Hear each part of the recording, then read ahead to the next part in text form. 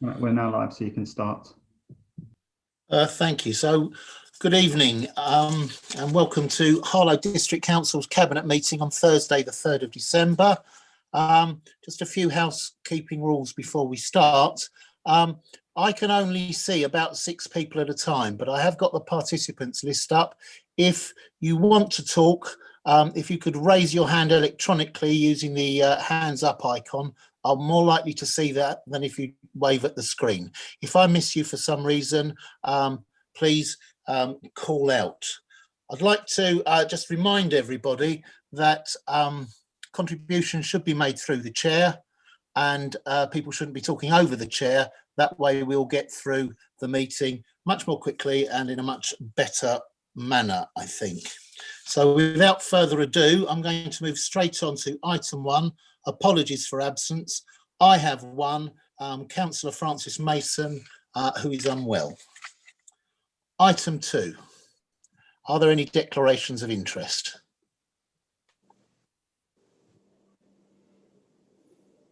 Councillor Carter. Thank you, Chair. Declare a pecuniary interest in item 14 as a remunerated non-executive council appointed director of HTS Property and Landscaping. If there is any discussion on the item, I will be removed from the meeting.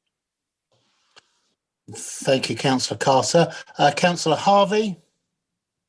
Thank you, Chair. My husband has a pecuniary interest in the Michael Roberts Charitable Trust, which, among other things, runs the Harlow Food Bank. And we are going to be touching on that in item 9A. And I've taken advice from the monitoring officer, who tells me that it is appropriate and acceptable for me to remain in the room. Thank you.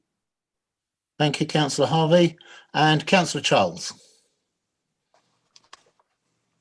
Thank you, Chair. I also have a pecuniary interest in today's agenda as a non-executive director, but remunerated council appointed member of the HTS Group Board, and that's the capacity upon which I need to declare an interest.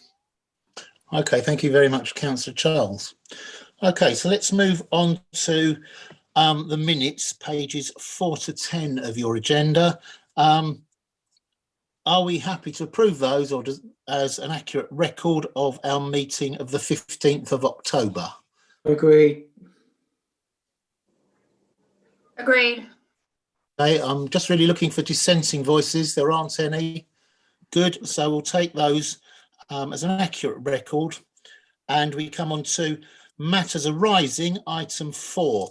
Now, I'm going to just speak on one of those matters arising, if I may. Item 46 of the minutes of the 15th of October, on page 5, it talks about Councillor Ingle said that following discussions with the County Council and other leaders in Essex, a request had been made to the Secretary of State for Health and Social Care to raise Essex into the high tier 19 restrictions, and that this request had been approved. Of course, events have moved on since then, and we moved from high tier into a national lockdown, and then a couple of days ago we moved from the national lockdown back into a tiered system, and Essex is back into the high tier, the second tier, which is high, and I think that's entirely appropriate given the latest position in Harlow, where the infection rate is over 200 and still rising, albeit rising more slowly than it has done in recent weeks. The situation is certainly grave, and I would like to take this opportunity just to remind everybody to please abide by the restrictions, wash your hands regularly, wear masks and keep space. This is by no means over. Even with the good news of the vaccine, we need to carry on following the rules and keeping safe. Are there any other matters arising from the minutes? Thank you. I can see no hands up, so I'm going to move on. There are no written questions from the public. There are no written questions from councillors, and there are no petitions this time. So we move on to item 8, the forward plan, and I'll draw councillors' attention to page 15 of your agenda. And at the top of the page, the first row speaks of debt write-offs, which were due to come to this cabinet. They haven't come to this cabinet, and that's a good news reason, because there are no debt write-offs. Are there any other comments on the forward plan?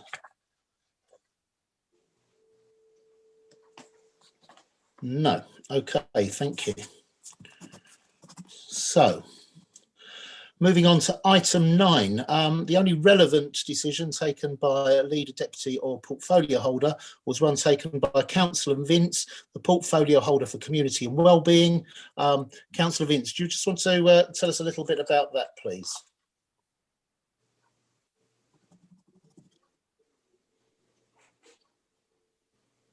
Are you on mute, Councillor Vince? I can't see you. I don't know. He seems to have frozen, Chair. Councillor Vince, can you try turning off your camera? Sometimes that allows us to hear you.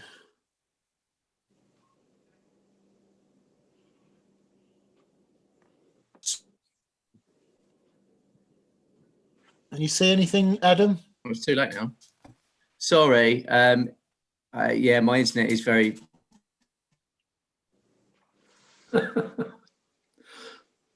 Turn your camera off, Chris, if you haven't done so already.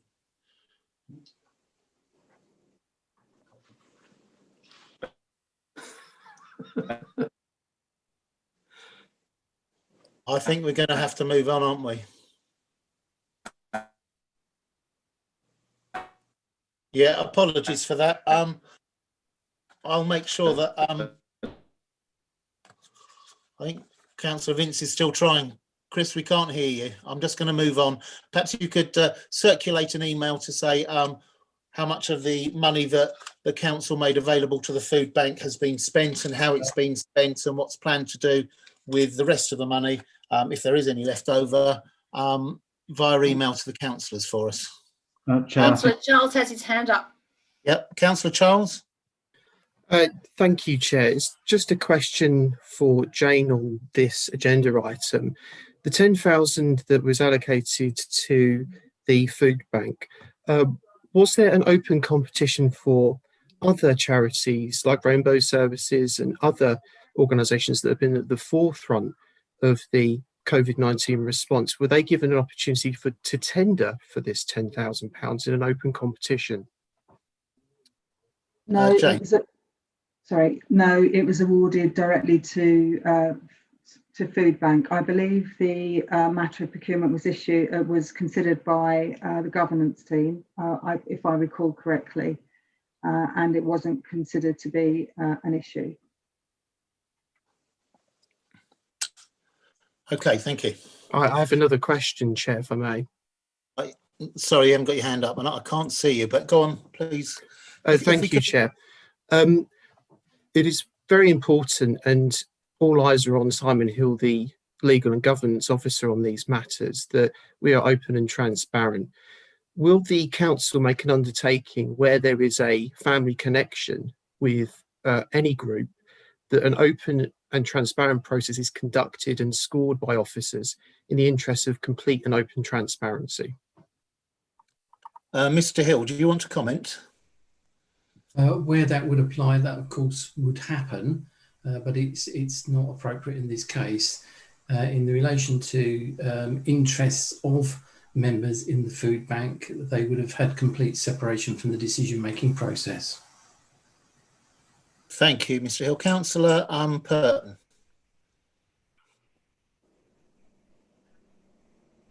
Yeah, could I suggest that Councillor Charles, if he wants to pursue this, perhaps should take up the issue with the Cabinet. I understand they're very good at letting things without tendering to all sorts of people. Perhaps he could get some advice from that quarter. I'm assuming you're talking about the government's cabinet, not my one, Councillor Purton. I think I would be surprised if anybody in this forum would be criticising the council for making a donation of £10,000 towards a food bank to make sure that children were no child in Harlow went hungry over the half-term holiday when the government refused to extend free school meals, and in support of the Marcus Rashford campaign. I think every single penny is accounted for, every single penny has been wisely used, and as a result of which children haven't gone hungry. Councillor Vince, you're back.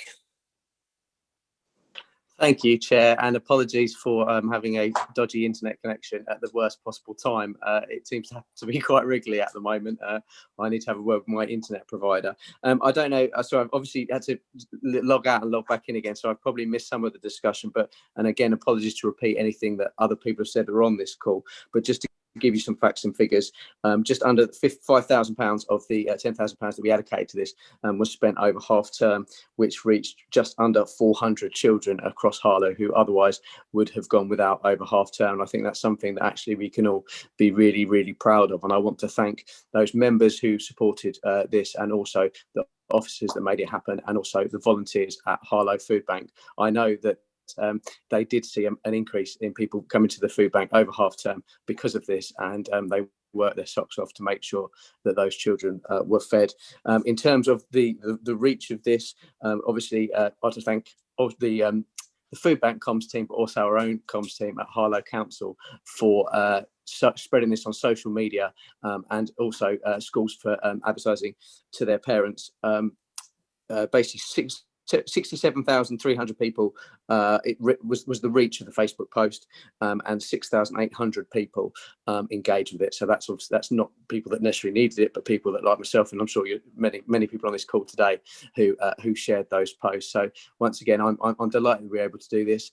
It's hard for me as a Leeds United supporter, obviously, to thank a Manchester United player, but I think the work that Marcus Rashford did clearly to promote this and the importance of no children going hungry is hugely important, and I thank him for that. So yeah, I hope that's was what I was going to say. And as I say, I do apologise, Chair, for a rather awkward moment where you weren't sure if I was in the room or not, which doesn't normally happen if I was actually in the room. Indeed. Thank you, Councillor Vince. Councillor Johnson. Thank you, Chair. And can I join with you in saying how welcome the money was, and how welcome the support of the District Council was, as indeed the support to children across the county that the County Council gave.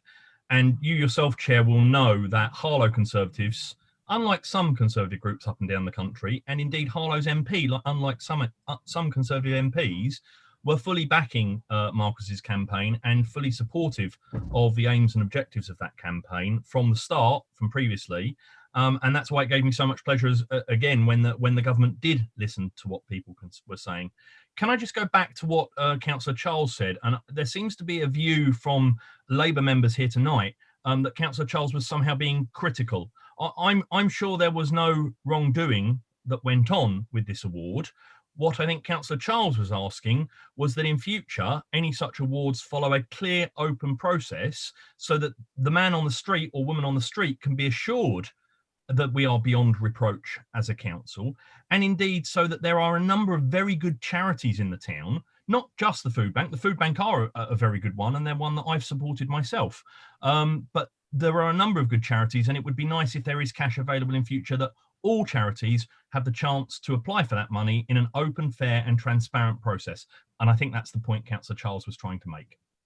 Well, thank you for clarifying Councillor Charles's comments. I think the process was fair. Our head of governance has said that, and what mattered was that in a very short period of time, because the government were opposing free school meals just before half term, we had very, very little time to act. We acted in the way that we did, and the important point is that 400 children didn't go hungry. I'd like to move on now. I can see no other hands. Right, so we come on to item 10, the Treasury Management Strategy Statement, the mid-year review. Who's moving this, please? I'd move this, Chair. I'll second it, thank you. Councillor Danvers, do you have anything to say on it?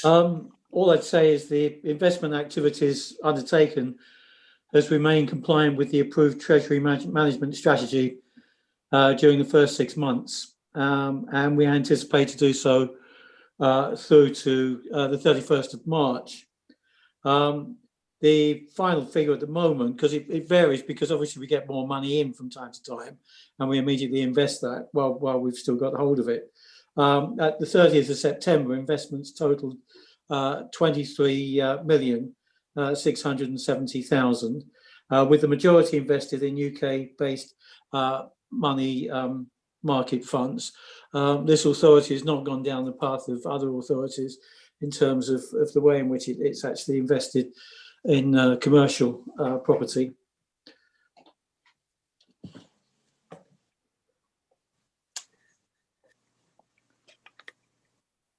All right. Is that you finished, Councillor Danvers, or have you Sorry, frozen? Chair, yes, sorry. Okay, sorry. Are there any questions on item 10? Are there any comments that need to be made on item 10? Councillor Johnson, question, Chair. Councillor Johnson. Sorry, Chair, I did as you asked and raised my virtual hand. Yeah. Could I ask Councillor Danvers if any of the funds and areas that the council is invested in include tobacco or firearms? To my knowledge, no, but obviously if that's the case and can be brought to my attention, I would find that quite wrong. Thank you very much, Chair. But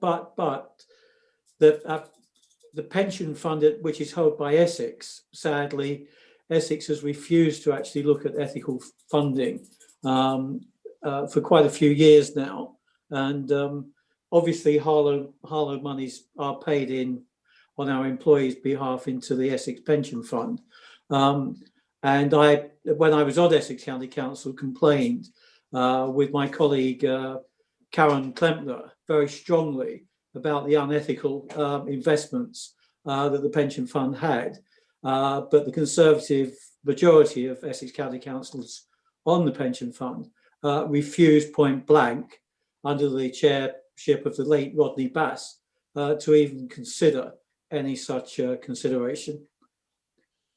Thank you, Councillor Danvers. Councillor Harvey, you have your hand up. Thank you, Chair. I'm not close. Are we making comments or questions?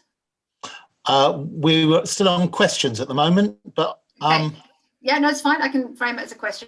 So my question is, I am surprised that there isn't an ethical framework for the investment of the County Council pension scheme.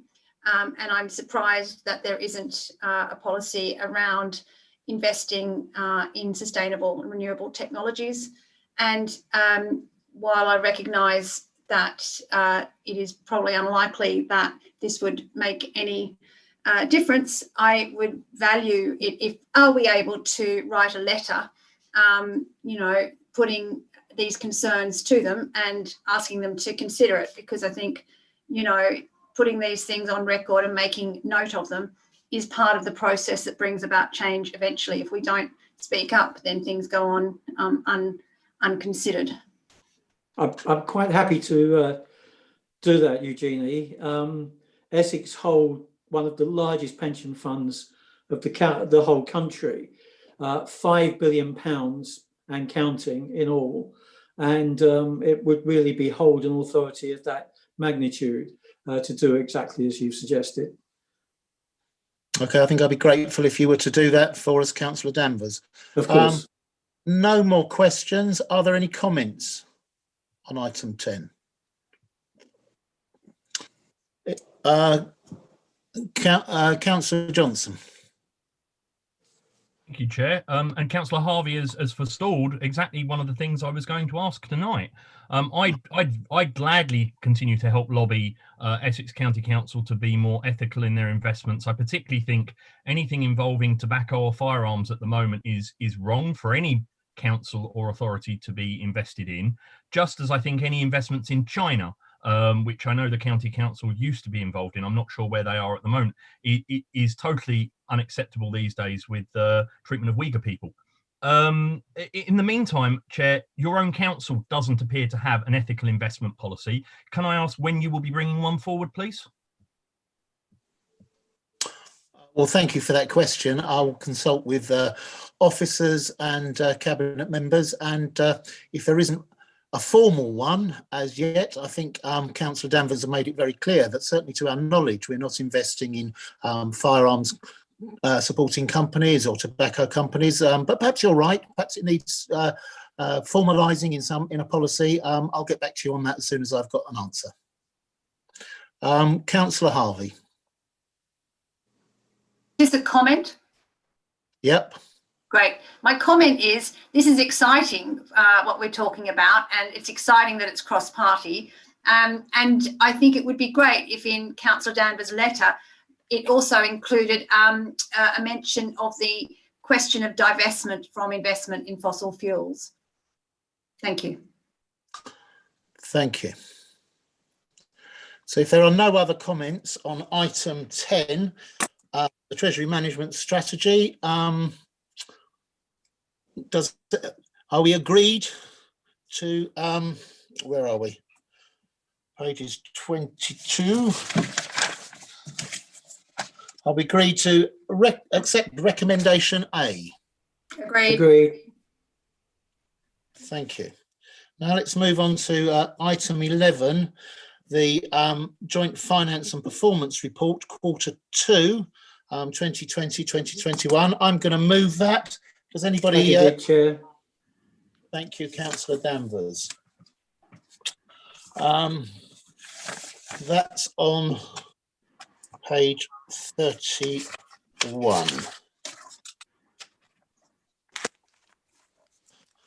So if you look at the recommendations, councillors, recommendation A part 2, it shows that there's a projected overspend of about £250,000, representing a 0.6% of the gross general fund budget. And you'll note that that's an improvement of the position we were in quarter 1, where we were projecting an overspend of some £500,000, I believe. And Harlow Council has done that without cuts and without redundancies, when councils across the country are having to have emergency budgets and make cuts and make redundancies. And I think that's a testament to the sound financial management that this council has had under its Labour control. It's at least partly made possible from the returns that we've received from HTS, Harlow's wholly owned property and environment company, and latterly the housing company. And we'll remember that that was opposed by the opposition. I'm glad to say that they've come on board now and seem to be very strong supporters of it. But it demonstrates how important it is that some council services are run by the council, so we don't leach money to the private sector and their shareholders. Of course, it is worth mentioning, and it has to be mentioned, we wouldn't be in a position of an overspend at all if the government had honoured their pledge to underwrite all COVID costs. Currently, the loss of income and the extra expenditure is putting us some £500,000 down. And although the government has made a number of contributions to businesses in the town and a number of contributions to the council to support, they haven't honoured their pledge of fully funding all the losses and all the extra costs. Nonetheless, we are doing well. I want to move on to the performance aspects. If we look at item 3 of the recommendations, it says that the council has performed on or above target for 41 out of 49 of its monthly and quarterly performance indicators. Now, given the disruption caused by COVID, that would be no mean feat. But I just have to draw councillors' attention to the fact that 4 of those indicators have not been measured this time around. So it's actually 41 out of 45, which I think is well worth noting, and an extraordinary performance. And I give my thanks to officers and HTS for having achieved that for our town. The 4 that we have not performed as they should have done, you'll find as in item 10 on page 33. 10B and C, council tax collected and national non-domestics rates collected. We haven't performed as we would have liked to have done. I think that can be directly put down to the COVID pandemic. D, tree works carried out within 80 working days. I'm reliably informed that HTS have a plan to put that right, and they must do. I am concerned about A, invoices paid within 30 days. So many small businesses face insolvency if they are not paid promptly and on time, and that situation is worsened by the COVID pandemic. So I have already spoken to the chief executive about this and urged that there is an improvement there. We must be paying invoices within the 30-day limit. Thank you. Are there any questions? Well, Chair, could I just say, to echo some of your comments, I think given the circumstances, there's been very good control of the service budget. After allowing for non-service-based variation and the government COVID support, the total projected outturn to the general fund, the overspend of £345,000. The variations are actually detailed on the agenda papers on 49. I would draw your attention particularly to the enterprise zone. If I think circumstances had been different, we would have actually had £500,000 income from the office development, but that's in the process of now being let, and one would imagine that the income would flow from that.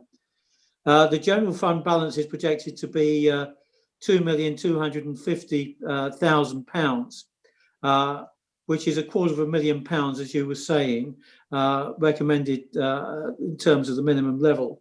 And we hope, obviously, to, in the next quarter, to make sure that we can actually address any areas that we could make sure the budgets conforms to what we would hope. Thank you, Councillor Danvers. Are there any questions on this item?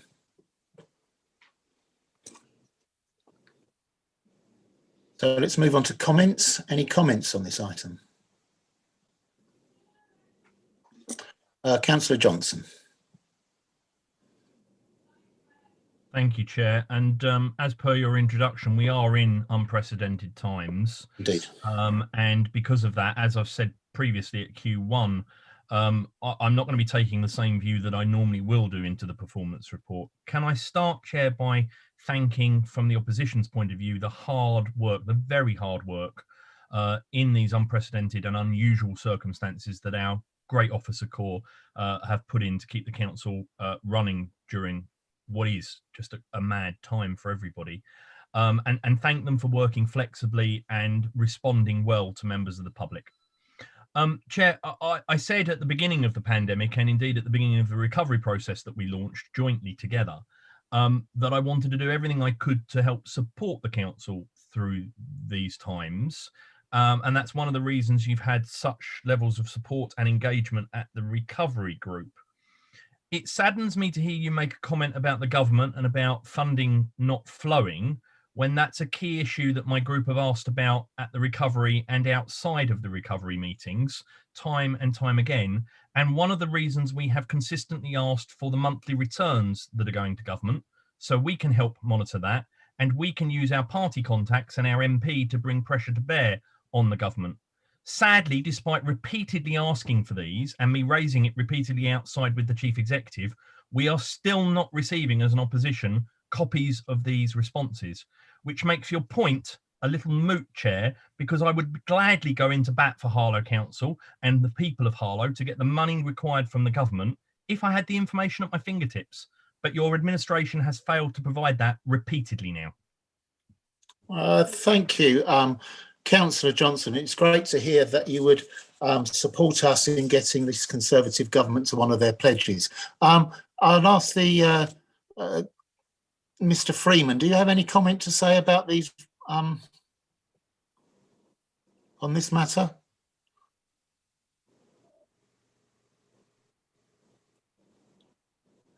I'm not sure if I'm.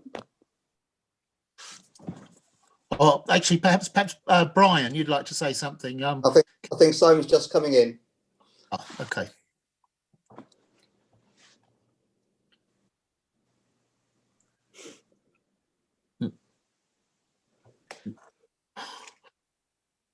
So, Mr. Keane, do you want to just say something? The Leader of the Opposition has said that he wants information that he's not getting. Yes, I've spoken to Mr. Freeman. He's going to contact the Opposition tomorrow to explain the situation, and I'll speak to Councillor Johnson tomorrow afternoon. Lovely, thank you very much. Councillor Danvers. Chair, could I just say, thanking staff profusely, and I agree absolutely with Councillor Johnson, our staff have been magnificent, is one thing. Applauding them is another. Freezing their pay is another one. Harlow Council will pledge to actually put in its budget next year a pay increase for our staff, despite the government's determination to actually say to key workers, thank you very much, but forget about your pay increase next year. Harlow Council won't be doing that. Harlow Council will, as ever, be putting up our council's pay. The Tories have a good track record of this, Chair. For the 4 years they were in power, they froze the staff pay for 3 years, and they actually cut the staff pay for 1 year. Warm words of thank you to staff are one thing. I think actions speak much louder. As Edward Heath used to say, action speaks much louder than words. Thank you, Councillor Danvers. Any further comments? So I'm just going to echo Councillor Johnson's thanks to our officers, but also echo what Councillor Danvers said, that thanks don't pay the rent. Simon Freeman had his hand up. Simon, Councillor Freeman, not Councillor Freeman, Simon Freeman. Sorry. Sorry, Chair. I've had a problem coming off mute when the question was asked, so I just thought I'd contribute if that's okay. Please. So I appreciate that the returns had been requested in the summer. We made those available before we started to report the budget monitoring information into Cabinet. All I'd really say in response to Councillor Johnson's query about those returns is that actually all of the detail is actually contained within the report that's presented to Cabinet tonight in the variations table, where all of the impacts of COVID are clearly highlighted in those variations. So the returns themselves will have nothing really in addition to what's presented tonight to Cabinet.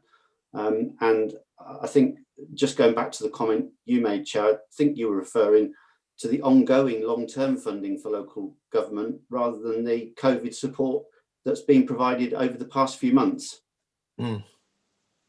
Indeed. Okay, thank you, Mr. Freeman. In the absence of any further comments, page 31, are we happy to accept recommendation A and its 4 parts? Agreed. Agreed. Thank you.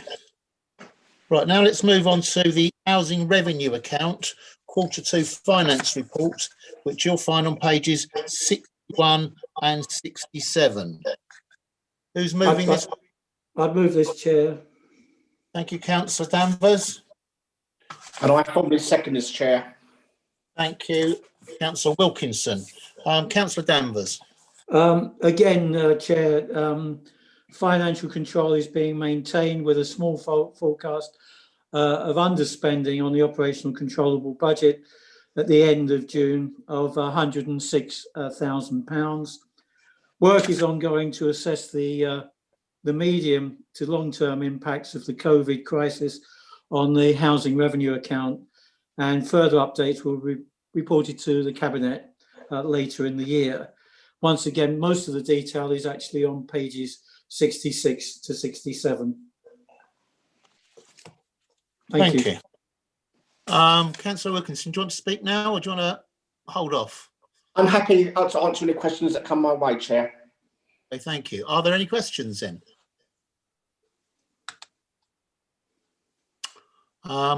Councillor Carty, we're lucky you're one of the 6 people that I can see.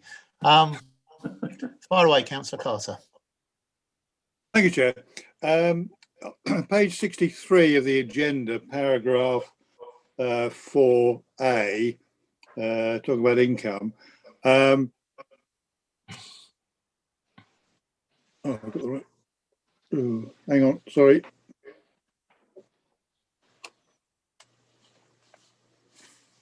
Oh.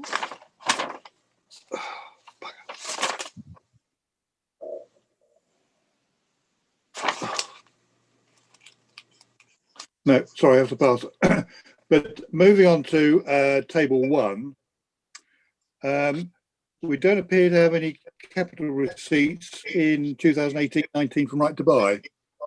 Just wondering why that was. Councillor Wilkinson?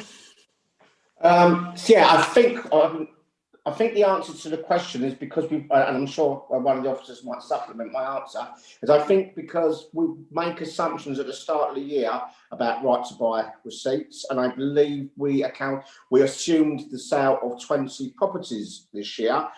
In fact, we only sold 13 properties this year, and I think that's the reason for the variance. But I'm happy for heads of service to supplement my answer if I haven't got it quite right. I was 2018-19, not the current year. Yeah, let's give Mr. Murray a chance to answer that question then. Andrew.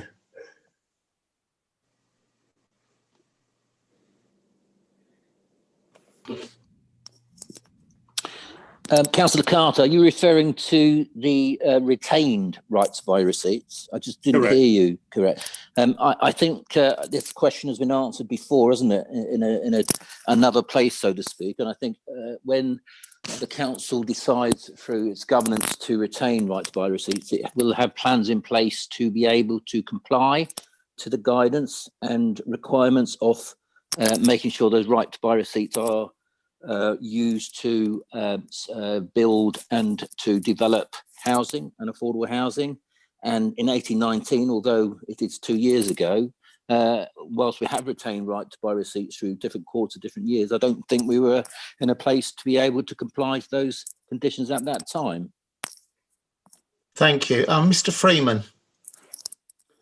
Yeah, thank you, Chair. Just to supplement Andrew Murray's response, also by not retaining the receipts because we weren't able to comply with the rules that sit around them, we're also avoiding the 4% interest penalty that would have been applied had we not spent them.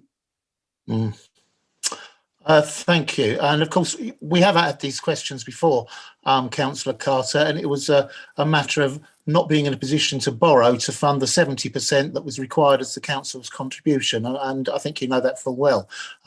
Fortunately, we're in a better position now. Yes, money was taken from Harlow Council by the government.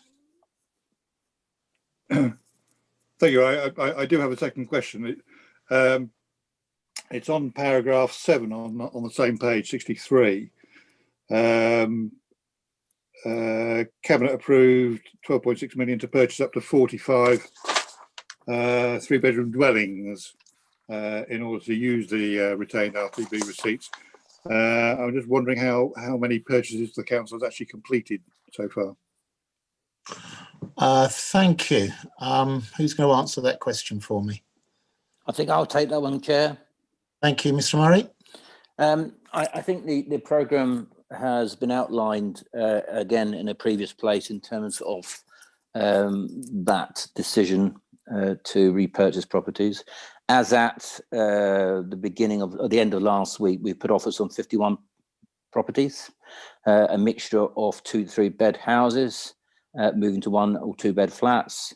We've completed 1 property and we're keeping the ministry updated with our progress. Hope that helps, Chair. Thank you. Sorry, Any more? sorry, Chair, if I may. So just to clarify, the council's only bought one property so far. Yes, but we have offers in on many more, and we hope to complete on many more. Sorry, that was my question. Thank you. I do have a third question. And Councillor Carter, I would remind you that it's the chair's prerogative to speak without being interrupted. And I just clarified, you may have asked the question, how many have been completed? I've chose to give you a little more detail, and that is my right.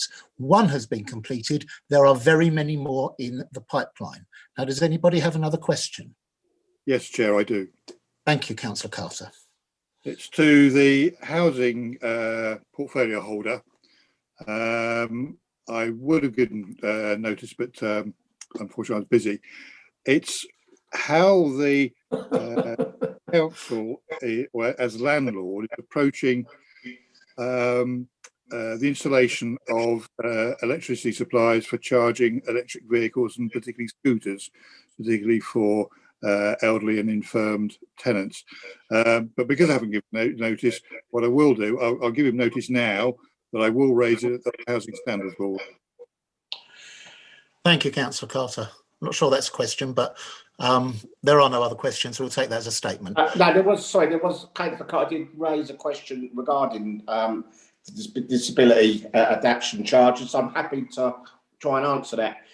Councillor Carter probably will be aware from his time on Housing Standards Board that actually we did 3 pilots last year. I can't think of all the schemes, but I know certainly one of them was still Harris Close.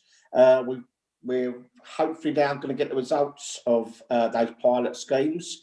Obviously, I'm very pleased that Councillor Carter's going to be raising this on the Housing Standards Board. I'm very happy as chair of the Housing Standards Board to have that on the agenda for next year. It's certainly something that we will be looking into.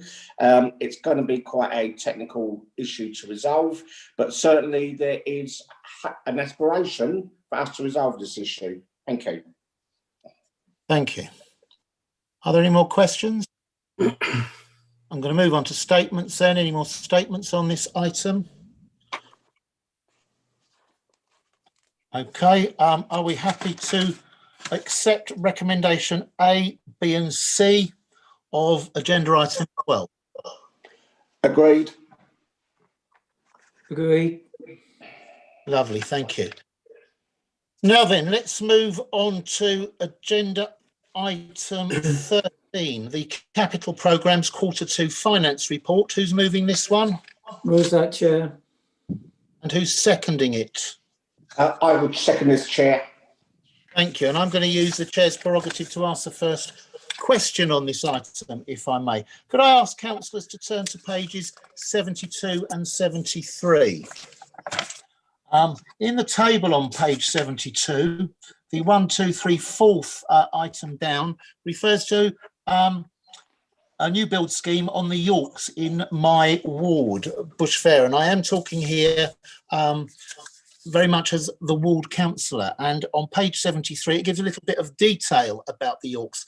Now, I'm aware that this was an initial suggestion, but since that's become public, the original plans have become public. I've exchanged emails and visited the site with a number of local residents and neighbours to the Yorks. And they have said clearly, and I agree with them, that this particular site is right on the edge of a conservation area, sandwiched between Tygreen Village and Primrose Field, an area where there are only 2-storey houses. And any development, I think, needs to be in keeping with its surroundings. The site, for those that remember, originally held bungalows. Those bungalows were demolished when the foundations subsided away and the cost of repairing them was more than the bungalows were worth.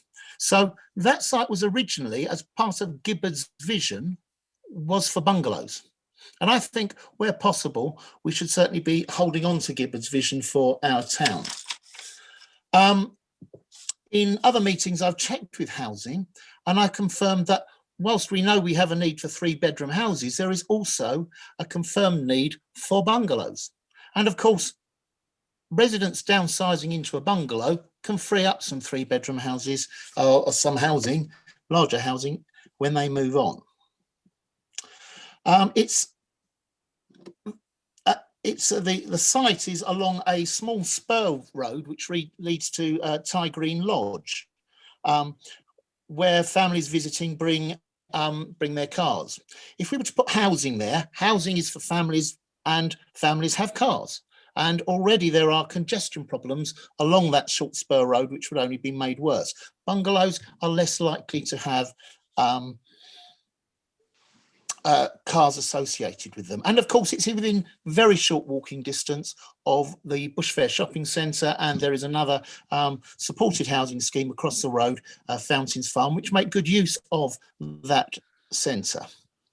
I think the residents, and I agree with them fully, have no issues whatsoever with the pot being built on, but they would strongly urge consideration of bungalows on that site rather than the initial plan.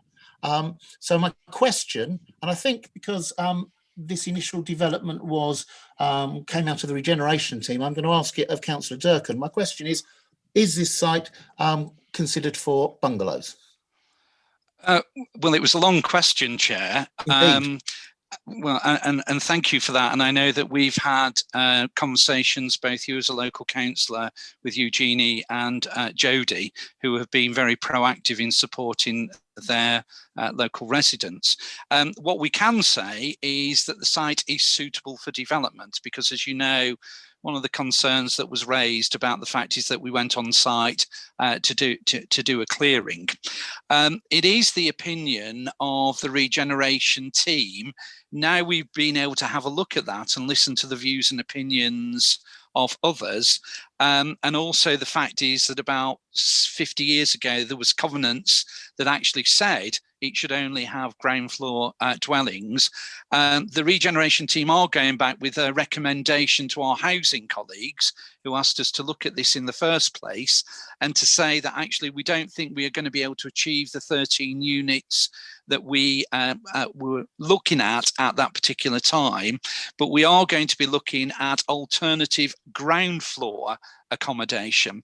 Now, whether or not that is bungalows or sheltered housing type accommodation is going to be looked at and was going to be discussed with our housing colleagues.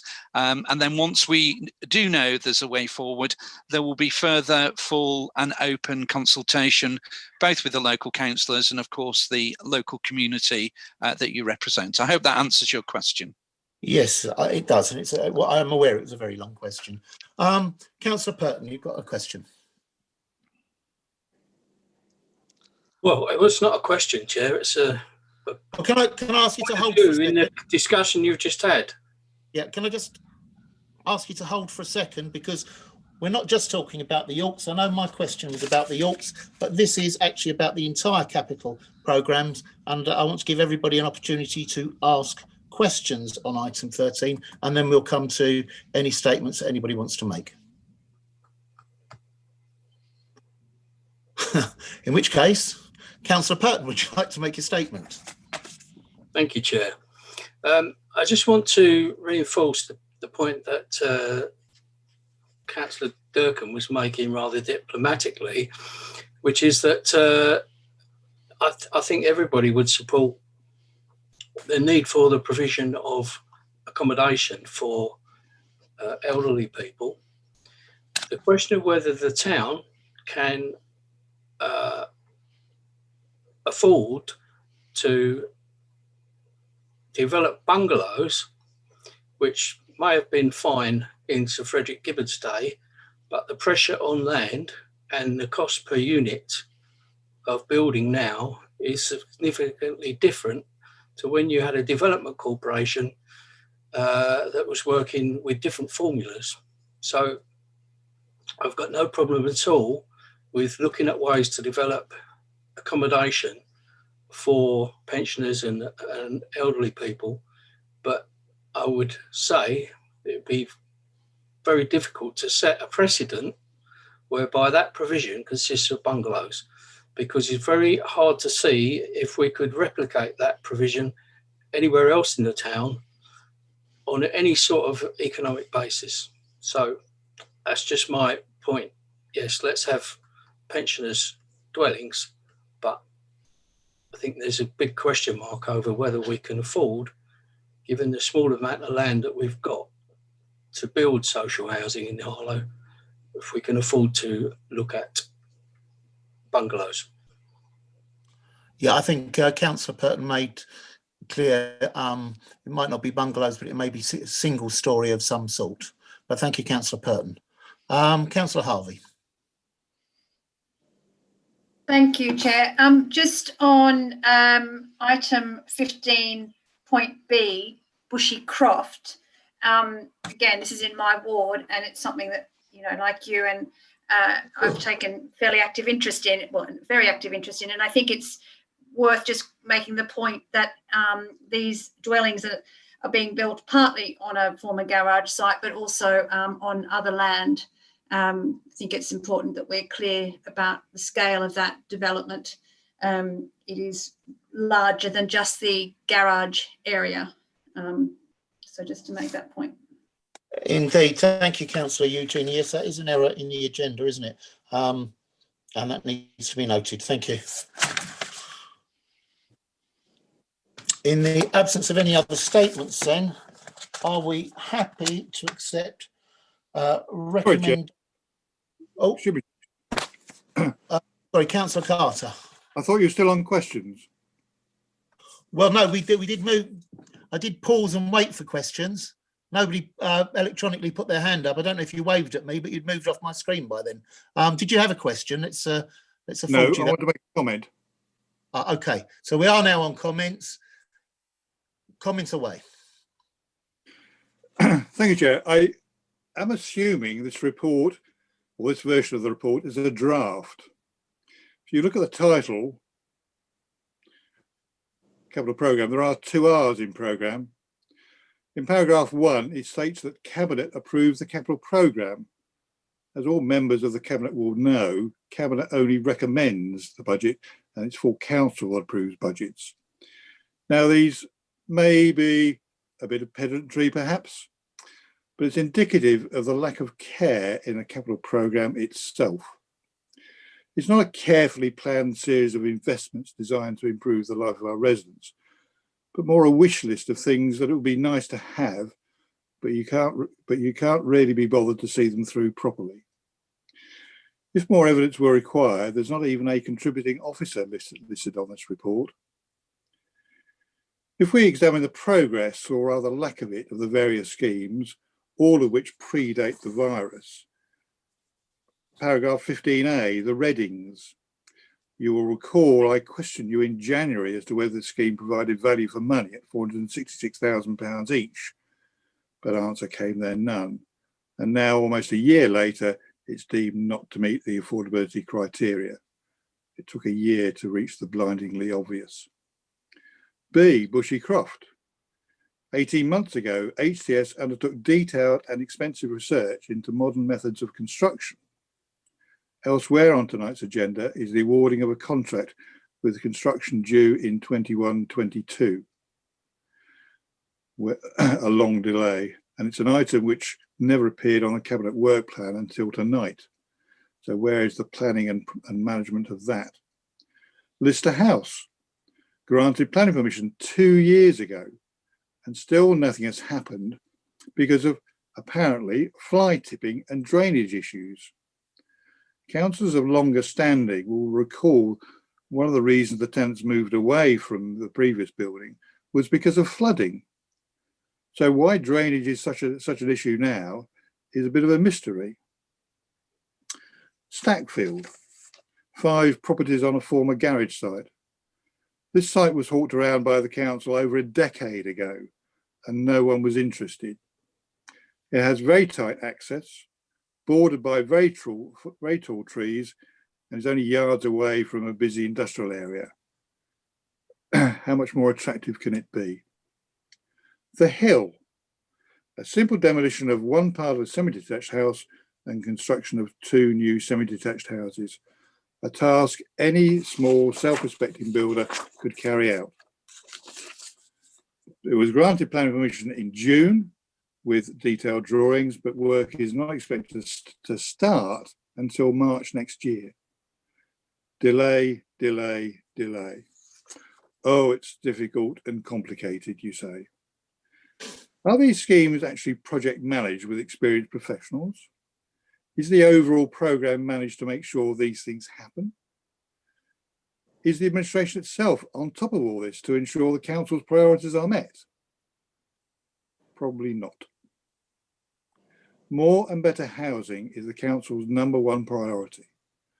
More housing is the Housing Cabinet member's priority. You lost £3.5 million of housing money 2 years ago.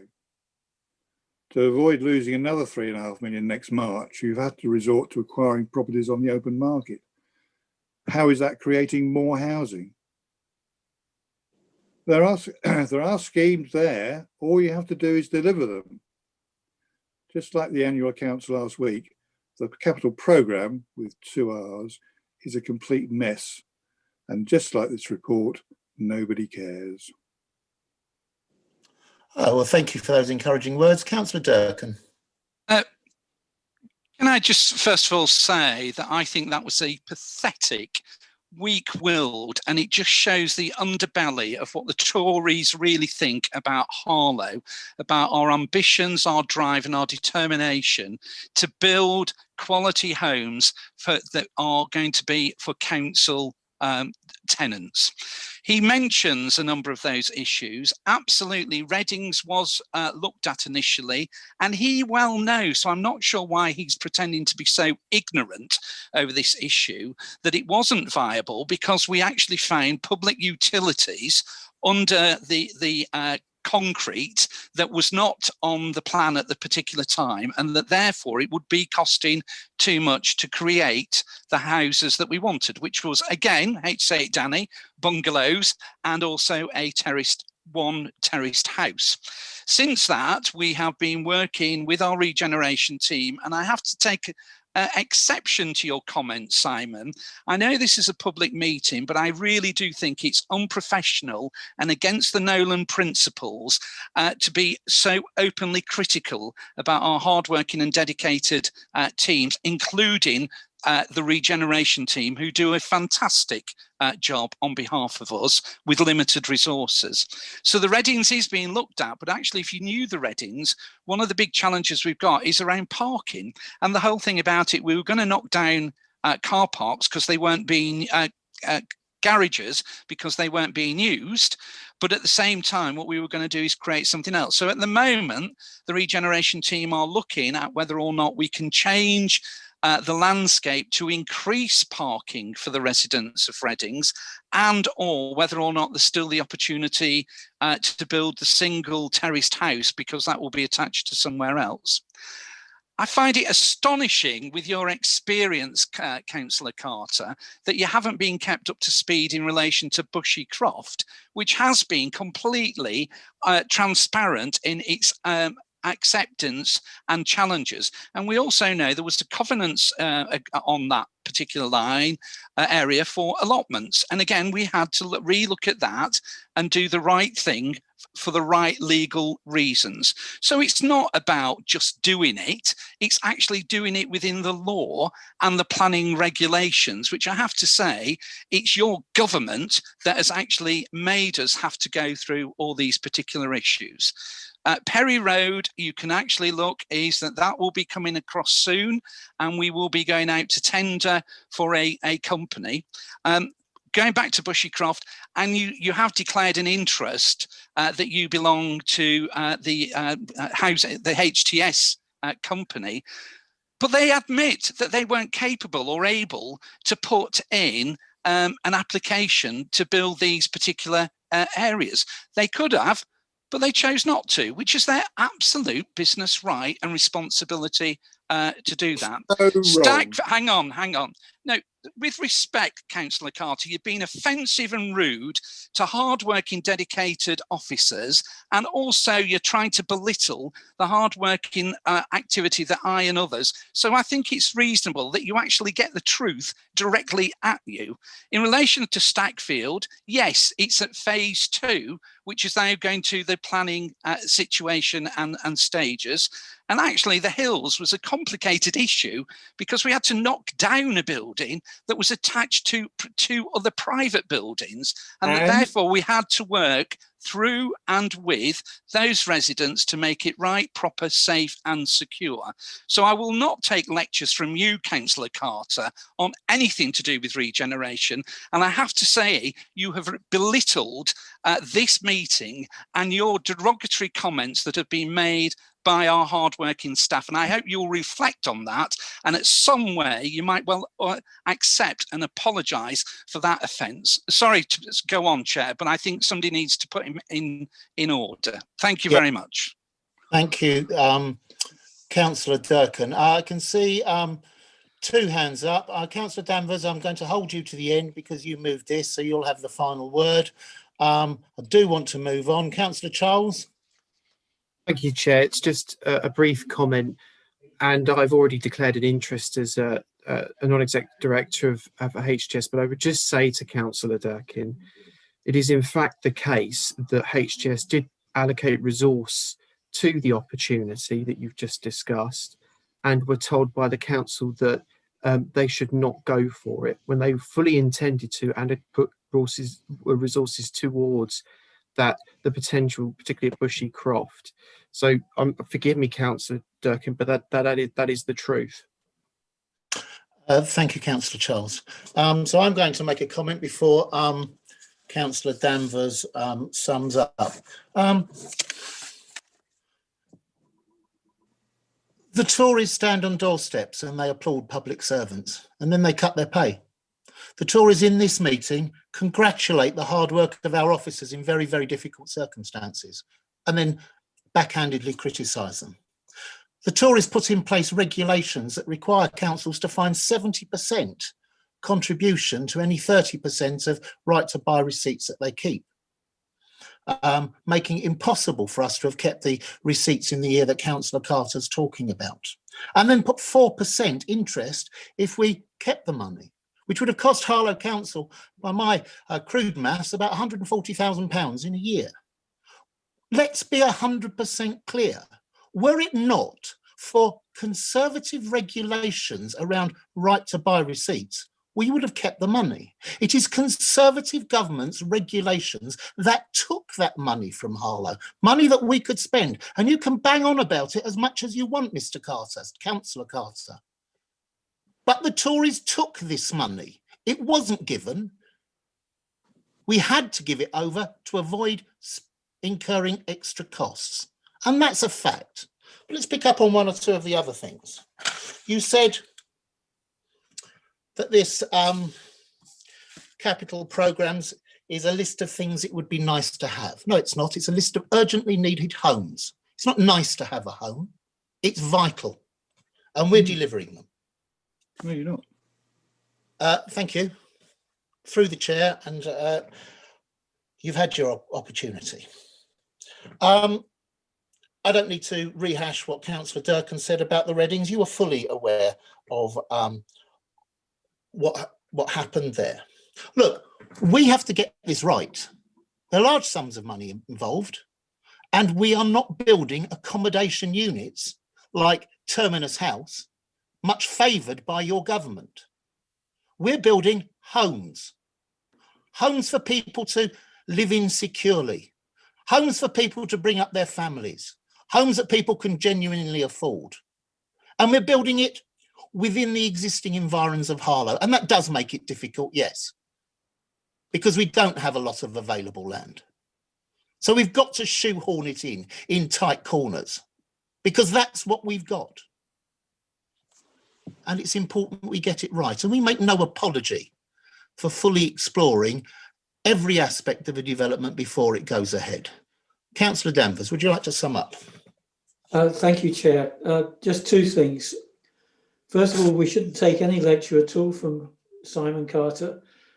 The very first Tory administration, the joint administration, had £60 million in housing monies, and they frittered that away in just 1 year with nothing to show.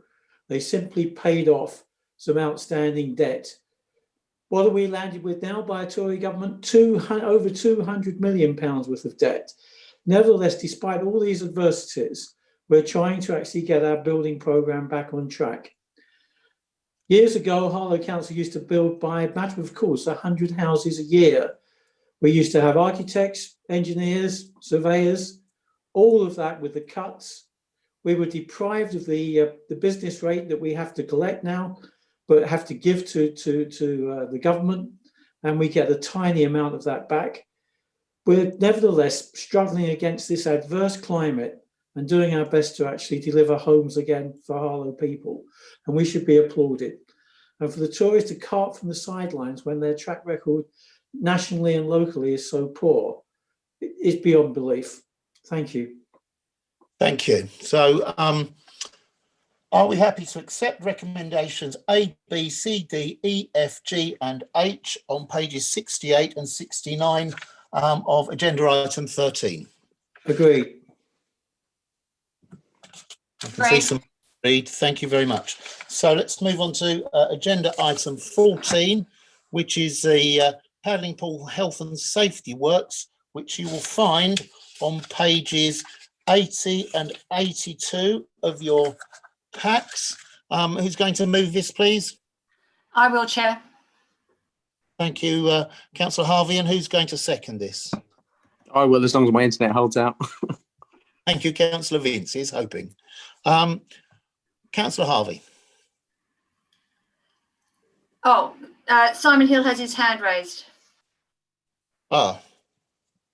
Chair, I think possibly the directors of HTS may want to consider whether they need to leave the meeting for this item. Indeed, in absolute fairness, they both did alert me to that. So, Adam, if we could disconnect Councillor Carter and Councillor Charles. Yeah, agreed. The waiting room, and then we'll be let back in once the meeting, once we get past this item. Okay, thank you very much.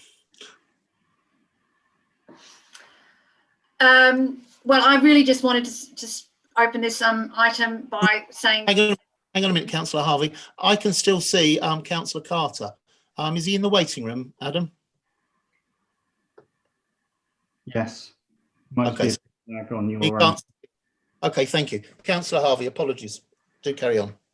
Thank you. No, I really want to say what good news this report is, and I think everybody will be happy to see it. And, you know, after the year we've had, the refurbishment and the making safe of the much loved paddling pools for next summer is something I think we should roundly welcome. You know, I'm very delighted that we are bringing this to Cabinet tonight, and hope everybody will support what is, you know, a very positive development at a time when there aren't that many for our residents to feel excited about. So a good news story, I hope. Thank you. Thank you, Councillor Harvey. Councillor Vince, do you want to speak now, or do you want to hold fire? I'll hold fire, thank you, Councillor Ingle. So I'll ask the first question. Councillor Harvey, can we be assured that, COVID apart, no paddling time will be lost next summer? Well, I don't think I am going to make a claim on behalf of the people taking the work on. I think I'm not able to get up there every morning and say I've given my word at Cabinet that the children of Harlow will paddle in summer. But what you're saying is we must keep the pressure on with this work. We must make it a priority. And I hope that that's, you know, it's one of the reasons that I think HTS taking on this work is a really good thing, because we do have, as I understand it, and I hope I'm not saying the wrong thing, but we do have, you know, more sway there. And I would hope that they will consider it a sort of badge of honour to deliver this project for the people of Harlow, so that every single day of possible paddling can be enjoyed by the children. So, you know, I'm not going to stake my reputation on that tonight, but I totally hear you and understand, and will do everything I can. And as I said, I think it's one of the reasons that we should be very positive about awarding the work to HTS. Thank you. Thank you, Councillor Harvey. I think after the year that we've had, the prospect of everybody being able to use the paddling pools uninterrupted is hugely, hugely important. And I can see the Leader of the Opposition nodding and smiling along with that. Thank you. Mr. Freeman, Simon Freeman. Thank you, Chair. Just really in response to the previous question, the works programme linked with the business case that's being approved tonight leads the work to be completed by the middle of June next year, well in time for the opening of the paddling pools. Great. Councillor Johnson. Thank you, Chair. And yeah, couldn't agree more. I have to say, the idea of reliving some great childhood memories at the side of a paddling pool next summer, hopefully post-COVID, when we're all vaccinated and things, is one that brings a smile to my face too. Obviously very supportive of this, very supportive of any works that we can do to bring these back up to standard. And particularly when I read the report, struck by simple things like the fences around it to stop dogs and other animals getting in. Is there anything in the programme here to attempt to stop or make it easier to clean glass from the paddling pools? Unfortunately, we do have a history of some minor yobbish behaviour around the town, and I hate it when I hear that we've had to drain a pool and spend 2 days draining it, cleaning it, refilling it again. That's wasted paddling time over the summer. Is there anything in the programme that covers that?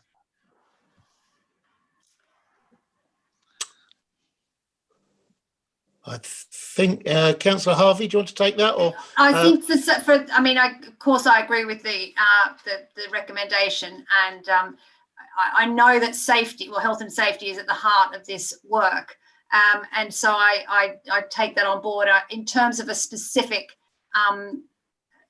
element of the work that's going to be done to deal with that, I'm not sure. I do know that we have trained assistants at the pool. I do know that they're inspected, I believe, every morning before they're open. Jane, is there anything you want to say? Because you're obviously closer to the management of the paddling pools, and that is clearly where this sits, rather probably than the actual refurbishment. Yeah, so I can confirm that they are inspected every day. They're visited every day, more than once. They also have attendants on site, but as far as the actual specification for the work, I don't know. I would have to check that and come back to you, which I'm quite happy to do. I can see. Sorry. I was just going to say I'd be very glad to know that too. I think that would be part of the good news story, that we can enhance the I think user experience is the term for it. I can see Councillor, I think it's David Carter. I can see Councillor D's got his hand up. Mr. Freeman had his hand up first, so I'll do it in that order. Mr. Freeman. Thank you, Chair. Yeah, just in response to that question, there isn't anything specific about the cleansing of sort of glass debris from the pools, but the work certainly includes resurfacing works to improve the actual physical surfaces and to improve the gaps between the slabs within the pools themselves. So by the nature of that work, it won't prevent the water probably having to be drained, but it should make the cleaning up of anything that should happen of the nature that Councillor Johnson's flagged up easier to clean moving forward. Okay, thank you. Councillor David Carter, then Councillor Edwards.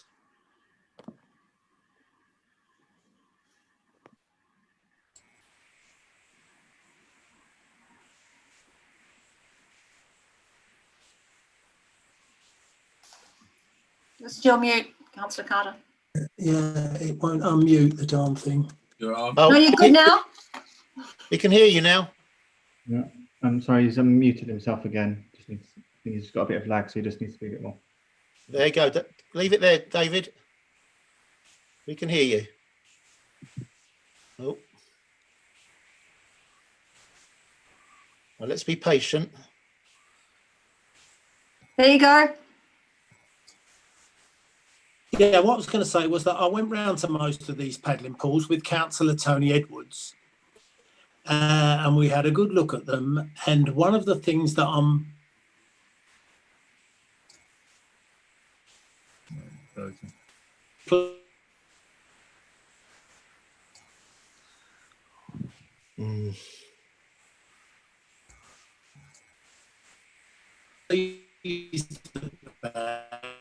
is that these are going to be ready for good story.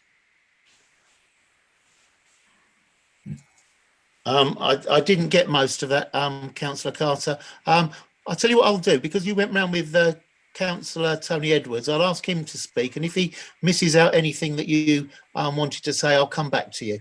Councillor Edwards. Yeah, I mean, David and I went round together. I mean, we really welcome the fact that the very practical issues that we identified are being addressed, and I know that I think David was very anxious that they should be up and running again, as been said, ready for next summer, as it were, wherever possible. The only question I would have, I note that the staple tie one is going to be addressed through a separate contract. Do we have any sort of likely timetabling on that separate contract as to where that's at the moment? When is that likely to be progressed? That's vis-a-vis the splash park at Staple Tie. That was the other piece of the work. Thank you. Mr. Freeman.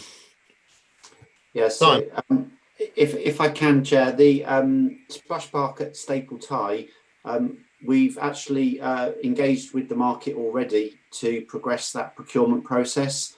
Now, I would say it's pretty unlikely that facility would be ready for next summer, but certainly that's an ambition that we're looking to deliver. But clearly the current economic climate and the COVID restrictions will have some implications for the contract delivery once we've gone through the tender exercise. But certainly that has started in terms of looking to the market, in terms of who can carry out these works and who are qualified to install such a facility in Harlow. Thank you. Thank you. I'm reassured to hear that. Thank you. Councillor David Carter, did you want to add anything? I only wanted to add the fact that it's going to be good this year once they're open again and they're refurbished in the way that we believe they're going to be. As children have had a pretty bad year, it'd be really nice for them to go to the paddling pools and see something new and different, give them a little boost for 2021. Indeed, and you can look forward to Councillor Johnson and myself reliving our youth, although I suspect we'll both have to be wearing knotted handkerchiefs this time round. Unfortunately. I can feel a cover shot of Harlow Times coming on. Indeed. Are we happy to accept recommendations A and B? Great. Thank you. Let's move on to agenda item 15, the selection of a contractor for building new council homes. And Adam, could you please let in Councillor Charles and Councillor Carter again? No, I already have, Chair. Oh, lovely. So who's moving this one? Chair, I will be moving this as the portfolio holder for growth and prosperity. Thank you, Councillor Durkin. And who's seconding it? I will be seconding this, Chair. Thank you, Councillor Wilkinson. Councillor Durkin. Well, I think it's a very straightforward recommendation that after a long period of time and going through the correct, transparent and Nolan principled process, we are now recommending the appointment of contractor A for the council's new build of 16 new council dwellings on the Bushycroft site. We've set out the background of how the officers have arrived at that decision. And I would like to also take the opportunity to pay tribute and thank you for Jane and Andy for all their commitment, drive and determination of their team to enable us to make this recommendation tonight. Thank you, Chair. Thank you, Councillor Durkin. Councillor Wilkinson, do you want to hold for a while or speak now? Yeah, I'm happy to help at the moment. Thank you, Chair. Move on to questions. Seems there are none. Any comments on item 15?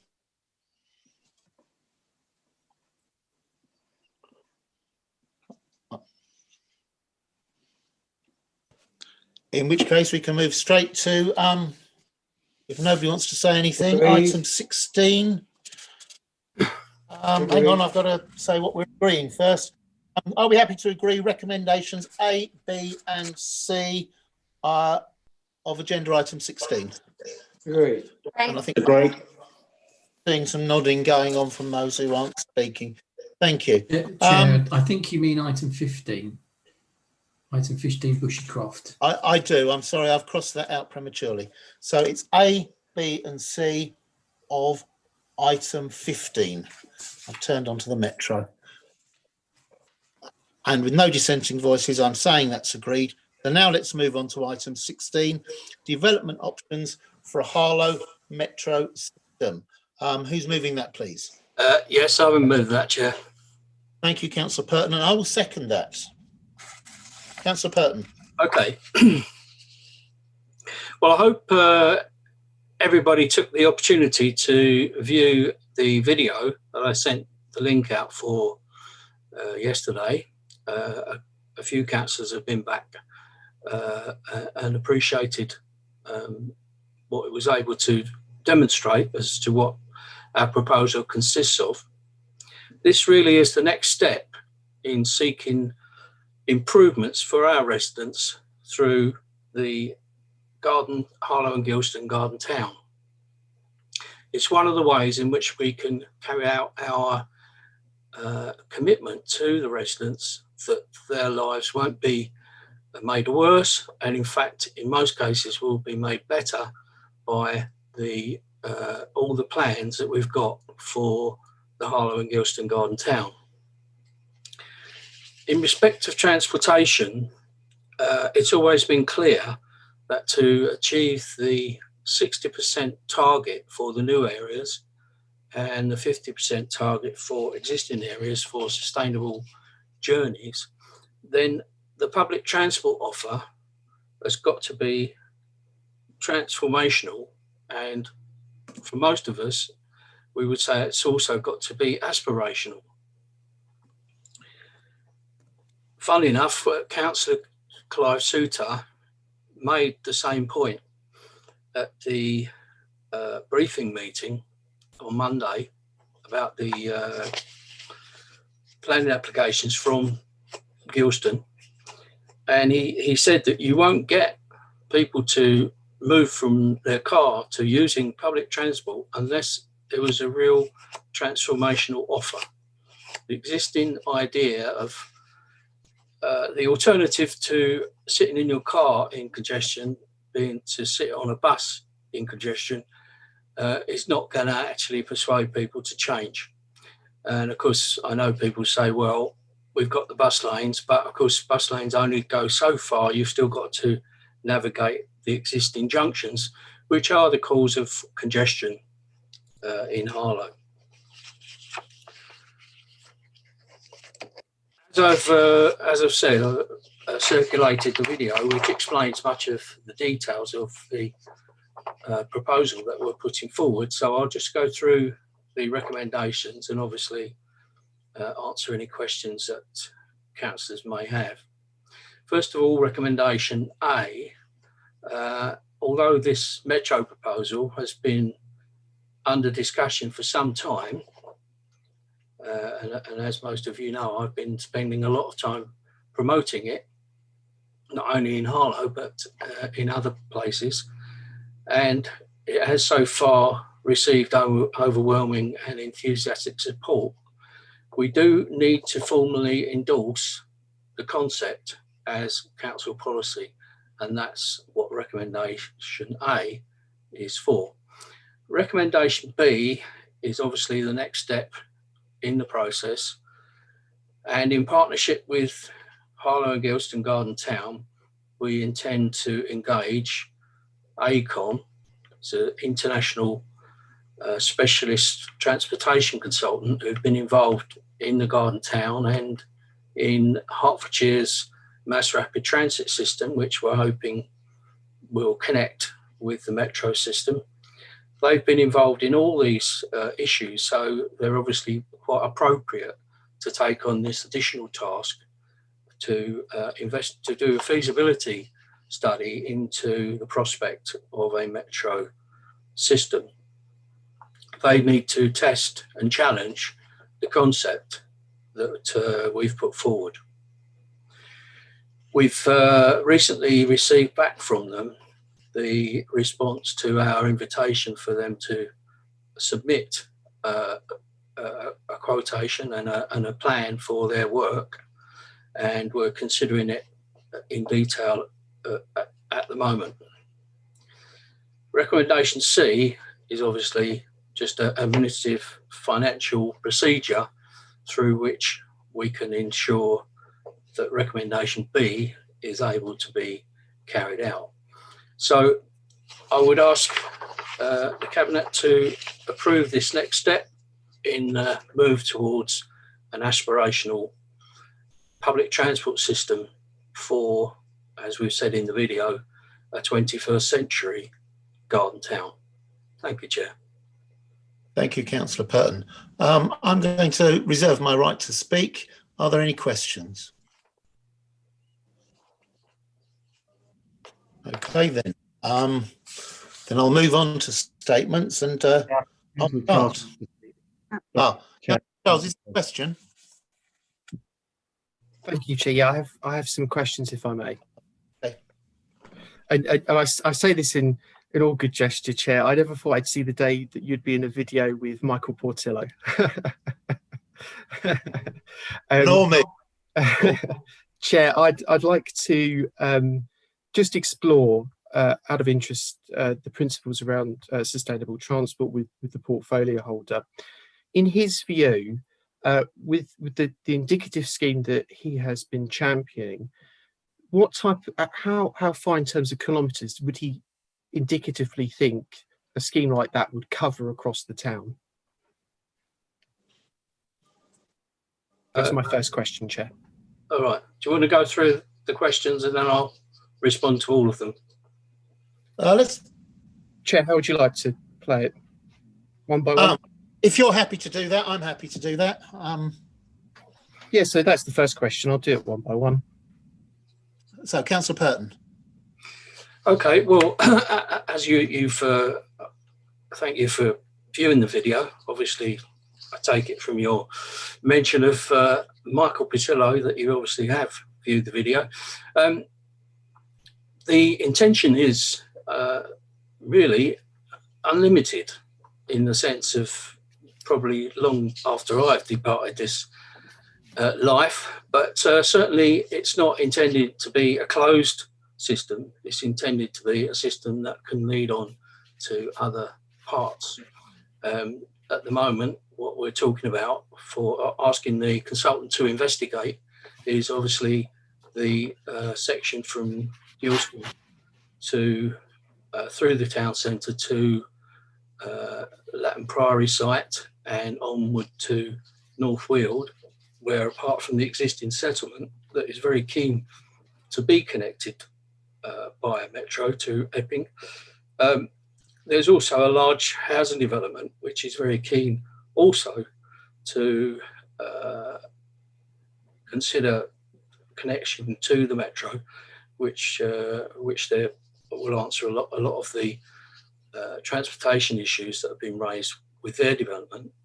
And of course, you may be aware that we've had discussions with the owners of the railway track from North Weald to Epping, who, strangely enough, can't actually use it for steam trains because they can't guarantee, because of the gradient, that the steam trains will stop when they get to Epping. So London Underground won't let them run steam trains from North Weald to Epping. So they're quite happy to see the metro system go from North Weald to Epping. So it will obviously bring customers to their steam train business. East-west, well, we've got the proposed settlements to the south and the west of Harlow that are actually in Epping Forest District Council area. We've got Public Health England, and then through the centre of the town and out to the enterprise zone and the new hospital. We see this metro system as connecting all those main features of the garden town and also going beyond. There's no reason why a metro system to Gilston wouldn't be able to be extended up to the Haddams, and similarly to the east, extended to Shearing. But that isn't obviously part of the initial feasibility study. So how far will it go? Well, I've explained what the feasibility is going to look at, but as far as what it could do in the future, I would say there's a lot of potential there. I mean, in your gut instinct, again, Chair, through you, if I may, in your gut instinct as the portfolio holder, would you say at the moment, in total, if you look at it indicatively, I'm not trying to pin you down, something like an 8-kilometre scheme is the type of scale that we're looking at here? It's just so I understand that the scale. A little bit more than 8 kilometres, but yeah, it's in that region. Okay. In the region from, I would say, probably 10 to 15. Depends how, what particular routes it takes and how much it's extended. The advantage of the system that we're proposing, and is one of the things that the consultant will be asked to investigate, is the possibility of it being rolled out in sections. Obviously, that will be conditioned by the question of investment opportunities and the partners that we hope to bring on board, who will have a better understanding of transport operations, which obviously we're not skilled at running bus operations or tram operations. So they will be able to advise us on how the scheme can be rolled out section by section so that it makes transportation sense and makes economic sense. The first priority is, because that is how the garden town is programmed at the moment, is to link Gilston through the station, the railway station, to the town centre. That is the main and initial route of the metro system. And in terms, so indicatively 10 to 15, but there's the option with the feasibility study looking at the phased rollout of this scheme. Have you looked at the indicative costs in today's prices of establishing a scheme like this? And if you take, for example, similar metro schemes on the principles that you've articulated in your video, they can come in at about 160 million. And if you're looking at a scheme of 10 to 15 kilometres, is this the type of investment level that would be expected with the full scale of the rollout if it was a 10 to 15 kilometre scheme? What's your assessment of that? Well, I don't need to make an assessment. That's why we're hiring a specialist consultant to do a feasibility exercise. If we knew all that information, we wouldn't need to engage a consultant. Well, the industry experts and the Cabinet here is looking to endorse in principle moving this forward, but the industry experts say that schemes like this, on the principles you've articulated, can cost in excess of between 20 and 30 million per kilometre. So that would be a significant investment for the council. Nowhere near that. When you make those assessments, they would say that based on the lower number you've indicatively said, could be north of 200 million, which would be a significant investment.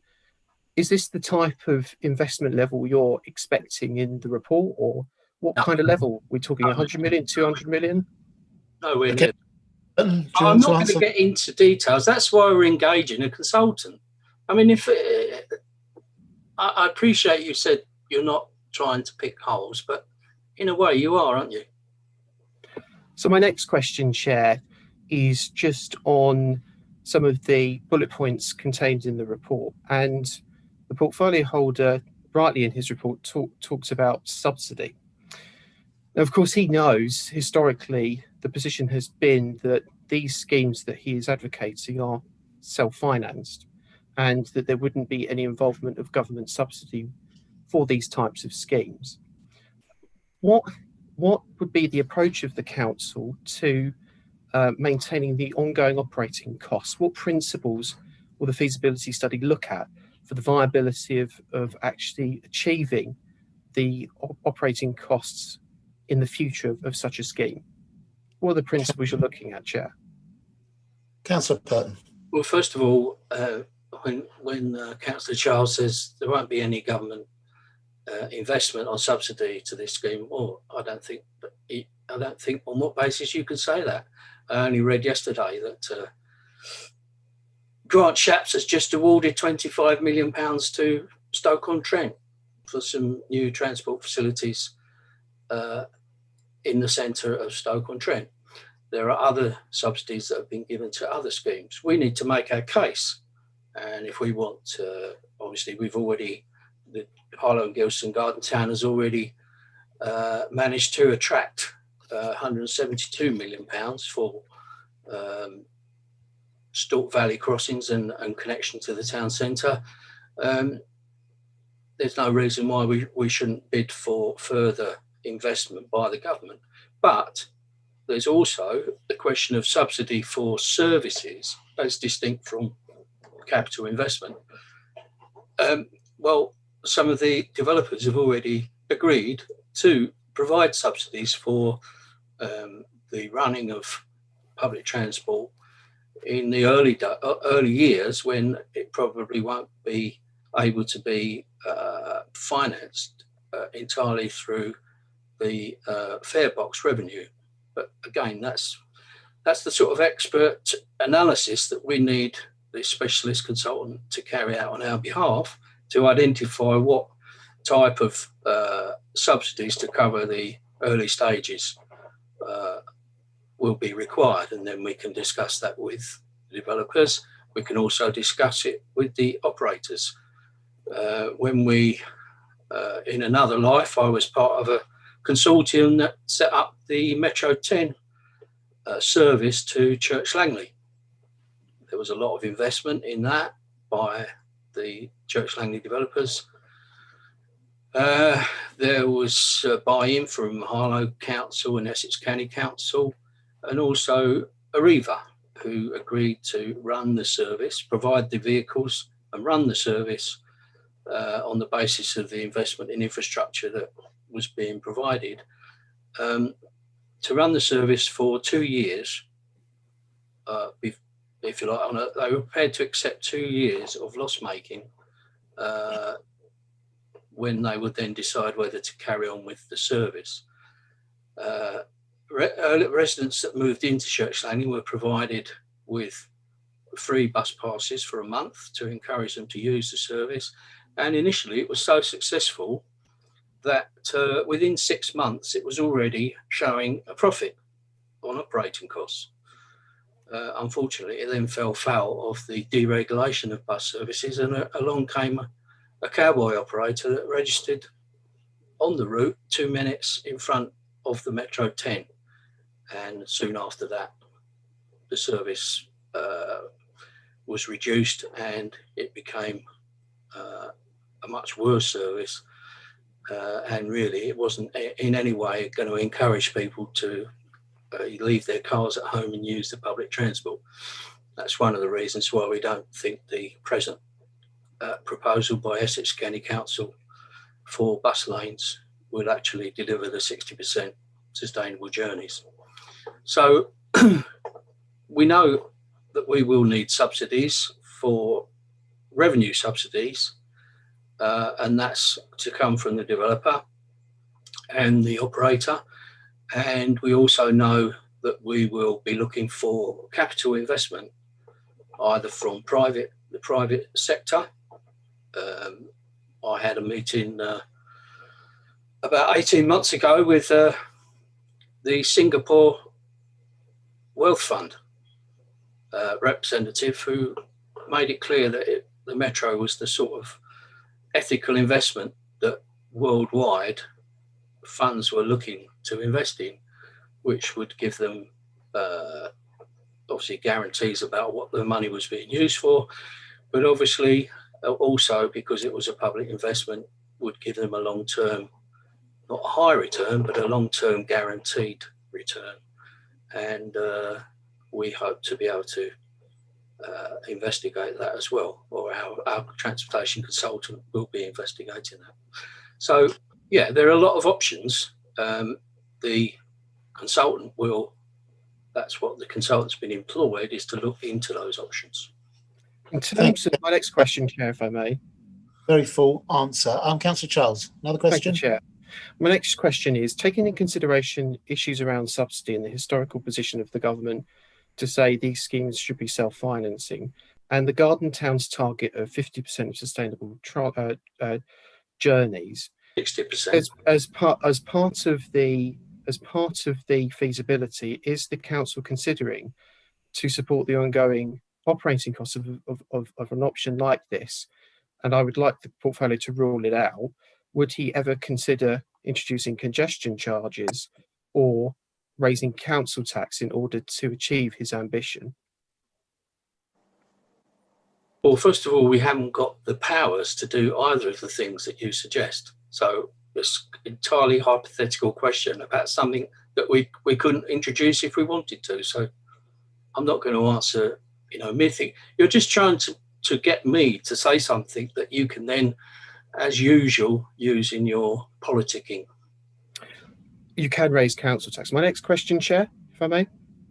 I don't think anybody's spoken about raising council tax, Councillor Charles. That's completely out of order for you to suggest it. My next question, Chair, if I may.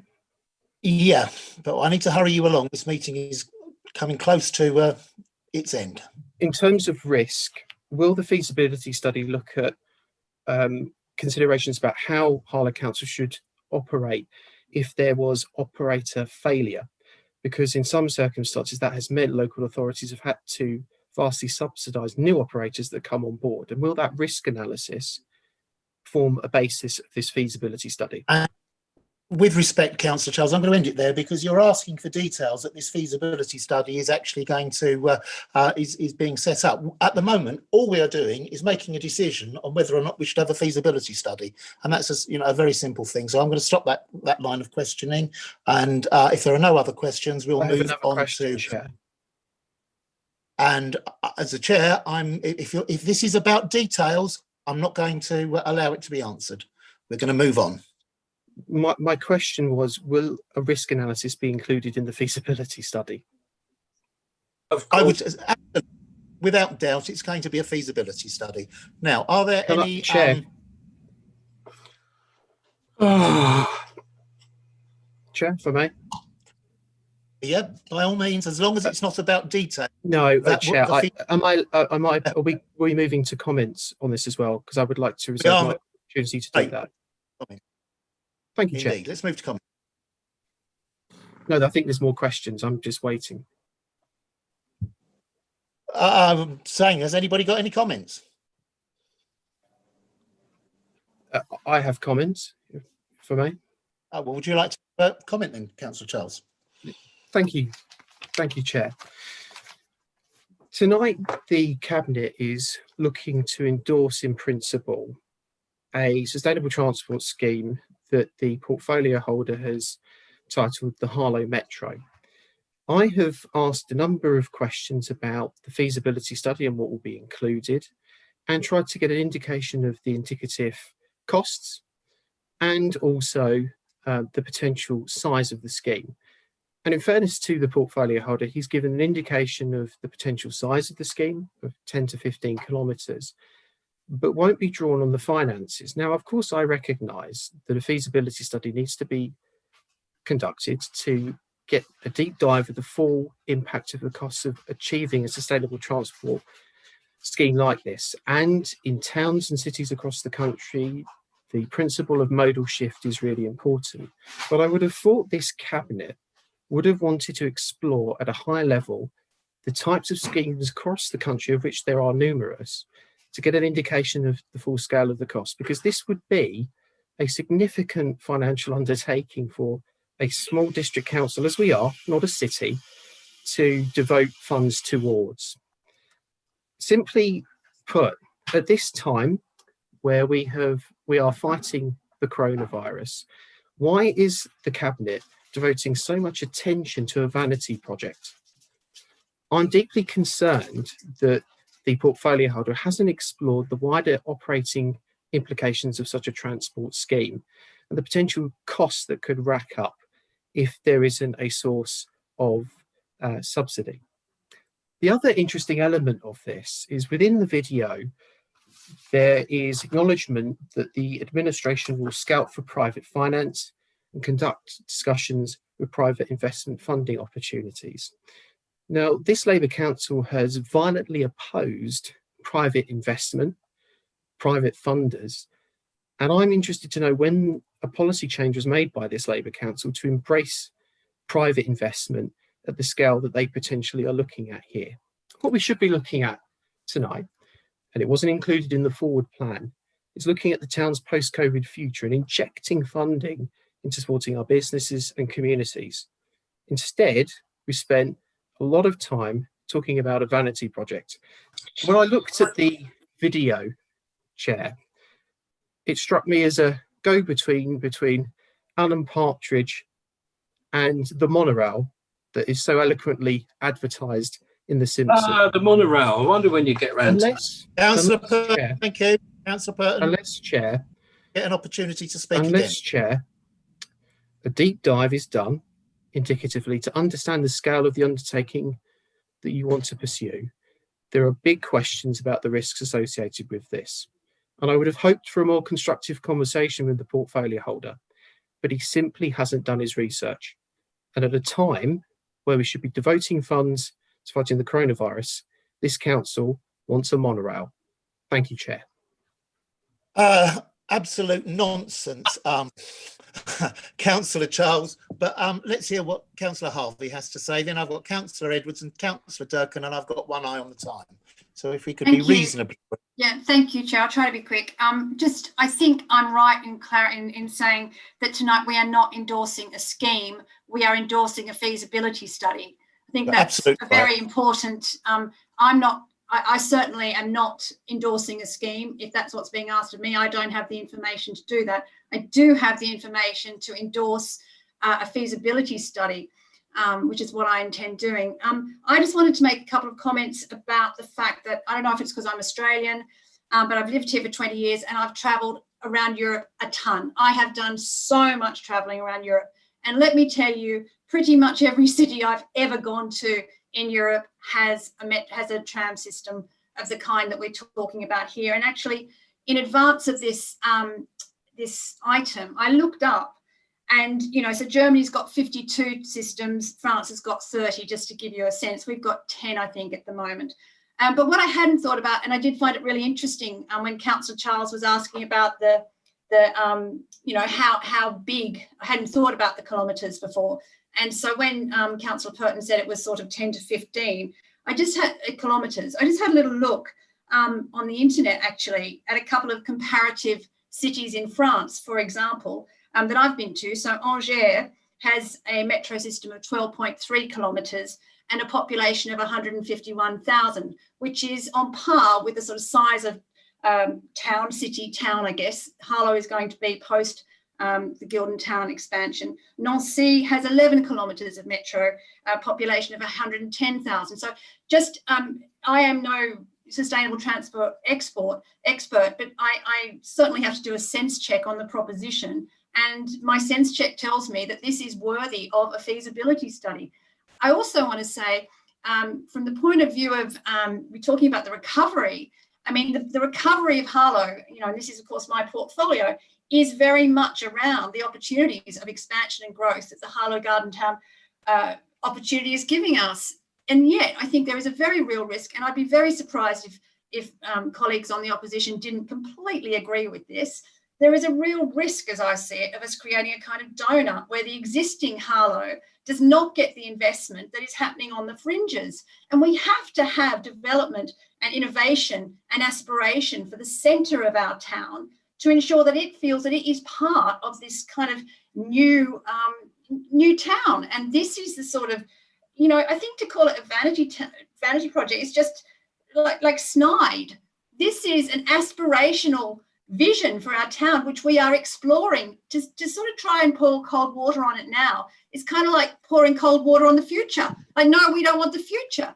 I completely endorse the feasibility study. I remain open-minded about where it goes from here, but I am not sufficiently expert or arrogant to think that it's my job to pour cold water on an idea which I see happening all around me, which has the potential to have a phenomenal impact on the environment, which will serve the people living in the existing town of Harlow. I'm just not prepared to do that. I would feel I was being letting down the people of Harlow if I stood in the way of that. And lastly, I would like to suggest that in the letter that Councillor Danvers writes to Essex County Council, he cites investment in the sustainable transport system in Harlow as the sort of investment that our pension scheme should be supporting. Thank you very much. Thank you, Councillor Harvey.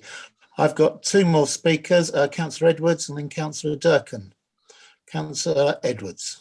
Yeah, I mean, like other councillors, I've attended the Garden Town development sort of briefing that we've been to, and what I've picked up at those Garden Town, increasingly picked up at those meetings, is a major concern amongst councillors about how as a town will manage the traffic impact or the potential traffic impacts. One's talking about this sort of 60%. This modal shift towards 60%, and then there's been a whole debate about, is it feasible? Certainly I was expressing a large amount of skepticism at the meeting the other day as to whether or not it is feasible. So it then sort of, and on top of that, we've also got the fact that in terms of the going forward of the town, it would be electric, you know, the combustion engine is on its way out. There'll be the whole electrification of the town, etc. That's going to be going on. But if we're going to be saying, well, okay, people will continue to do that in cars or whatever, and going and relying on the sort of the transport networks that we had in the last century, in this century, this town and the surrounding areas we already know that it will clog up, and it will clog up even more. So it seems to me that we've got to be aspirational, and to come up with something like what Dan is suggesting in terms of this sort of metro, this tramway, it's not, and as the previous council was saying, this is not. It's not so far. It's not way out. It's as the previous councillor is saying, we've got numerous examples in other European cities where small town tram networks are highly appropriate. Now, it seems to me all we're doing at this stage is we're committing ourselves to say, well, let's have a feasibility study on it. Let's look at what the implications will be in terms of what the costs will be, and what if there's going to be a need for subsidies, what the need of subsidies will be, etc., or how we finance. But let's just look at that and look at it in a serious way. And that's, it seems to me, is what this council is committing itself to. No more, no less. It's a feasibility study.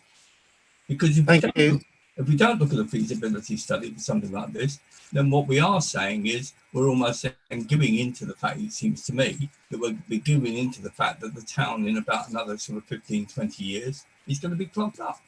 Simple as that. Thank you, Councillor Edwards. Councillors, the time is 21:24. The meeting is due to finish in 6 minutes. We're not going to get through the agenda in that. So I'm going to move that we extend the meeting for 15 minutes at the very most. Will somebody second that for me, please? I'll second that, Councillor Ingle. Thank you. Does anybody oppose that? So let's get a crack on. I've got two more people to speak. Councillor Durkin, I think you're next. Yeah, thank you very much, and I'll try to be brief. I actually have to remind my colleagues about the Nolan principles, about being respectful at public meetings. And I find it actually quite insulting, both, and the last speaker from the Tories, but the previous one, about indicating that somehow we as the administration have vanity projects. I have to be absolutely shoulder to shoulder with Councillor Purton, because with the portfolio of prosperity and growth, we need to be able to move people around safely and securely for today's community, but more importantly for tomorrow's businesses. And that therefore it's absolutely sensible, rational to actually carry out this activity that has been described by Councillor Purton, to actually have a look at this. And for the opposition to simply say we shouldn't be doing this, I don't know whether or not they've had sour mince pies or they're auditioning for Scrooge for this Christmas, but the general public and the general community, including businesses, actually welcome the initiative by Councillor Purton, and I look forward to seeing that feasibility, and let's hope we can make that real difference that everybody is calling out for. Thank you, Chair. Thank you, Councillor Johnson. Thank you, Chair. I was hoping for a much more detailed and longer debate on this tonight. I think it's an incredibly important issue. I think anything to do with the growth of a town from 80,000 to over 150,000 people, as Councillor Harvey's talked about, deserves more than a 20-minute slot and opposition's questions being cut off. I think it would have been helpful to have a more detailed paper before us tonight. And I think the element of frustration that you're picking up from Councillor Charles, and can I just say, Chair, we purposely asked Councillor Charles to ask questions on this in one place on behalf of the opposition, so as to respect the amount of time that you would give it, and so as to make sure that you weren't bouncing around asking questions of multiple different members of the opposition. But I do think, Chair, it's important that opposition members get the chance at Cabinet to question these items. That's why you bring them before us and bring them here. That's why you've invited opposition members to this forum. And I don't think questions from the opposition should be belittled as they have been tonight. That being said, I'm really interested to see the outcome of the discussion tonight and the outcome of any potential consultants bring forward. But it is my experience, Chair, that if you ask a set of consultants a very open question, you will get a very open answer. And I think the point that Councillor Charles was trying to make earlier, and that I would like to reinforce, Chair, is that we would have liked to have seen a lot tighter specifications from the portfolio holder to prove to us as opposition members and the public for whom he represents that he's done some initial groundwork, and he may well have already done that, but it doesn't shine through in the report tonight, nor in his presentation, nor in his answer to the questions about how he was going to focus the minds of the consultants so that we don't spend extra money more than we have to as a council in this crucial time to make sure we get the options that we want. The fact that he couldn't specify just how big he thought the scheme was, you know, even a range of 10 to 15 kilometres, could still mean a huge differential in the funding model. I think the fact that he's talked, he didn't answer Councillor Charles's question on the funding model on people like Shanghai investment companies that we've talked about tonight. Specifically, when I talked earlier on about Chinese investment, and Councillor Harvey backed me up on that. I think there's a lot of questions from the opposition outstanding tonight, Chair, on this. You as an administration behind closed doors have obviously had a great deal more time to talk about this. We've had 20 minutes tonight, of which you've cut the detailed questions from Councillor Charles off. And I have to say, I'm not happy with that. And I'll take that up with you and the Chief Executive after the meeting. But Chair, I'm excited to see the options that do come forward, because I do think we've got an interesting time with the Harlow and Gilston Garden Town. But I don't believe what we've seen tonight is a portfolio holder on top of his brief. And I would have liked to see more time tonight, Chair, dedicated to specific questions, because I happen to know Councillor Charles had a longer list to ask. But perhaps we'll find another forum for you to enable us to ask them, Chair. Thank you, Councillor Johnson. So before I ask Councillor Purton to sum up, I just want to remind everybody that nobody here tonight is agreeing to, or otherwise, to any particular form of sustainable transport. We're agreeing to a feasibility study. And my role as a chair is to restrict questions to the item, and the item is about a feasibility study. And when Councillor Charles starts asking repeated long-winded questions about the details that will be considered by the feasibility study, it is my job to push the agenda through and to cut him off. There will be more time. The time will come when the feasibility has made its findings, and that will be presented to us.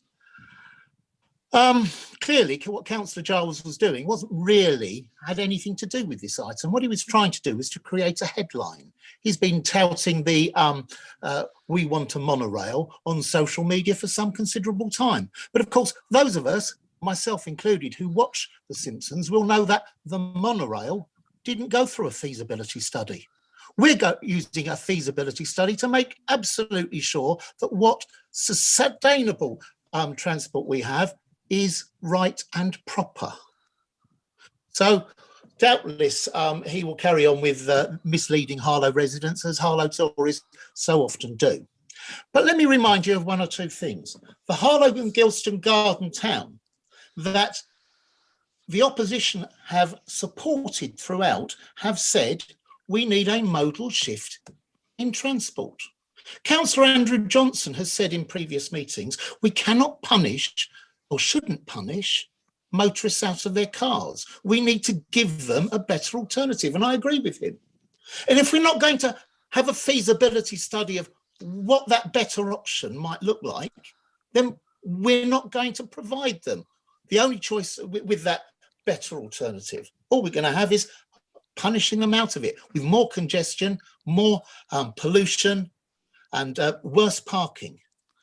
This is just the first stage, a feasibility study.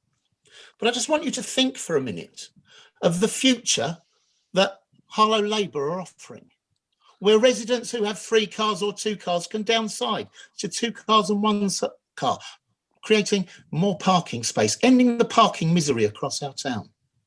Where Harlow residents can do that because they know they can step out for a short walk for a reliable service that whisks them to the town centre, that's clean, it's green, it's quiet, it's affordable, it's reliable, that will take them to the central line without having to take their car and try and clog up Epping's residential streets.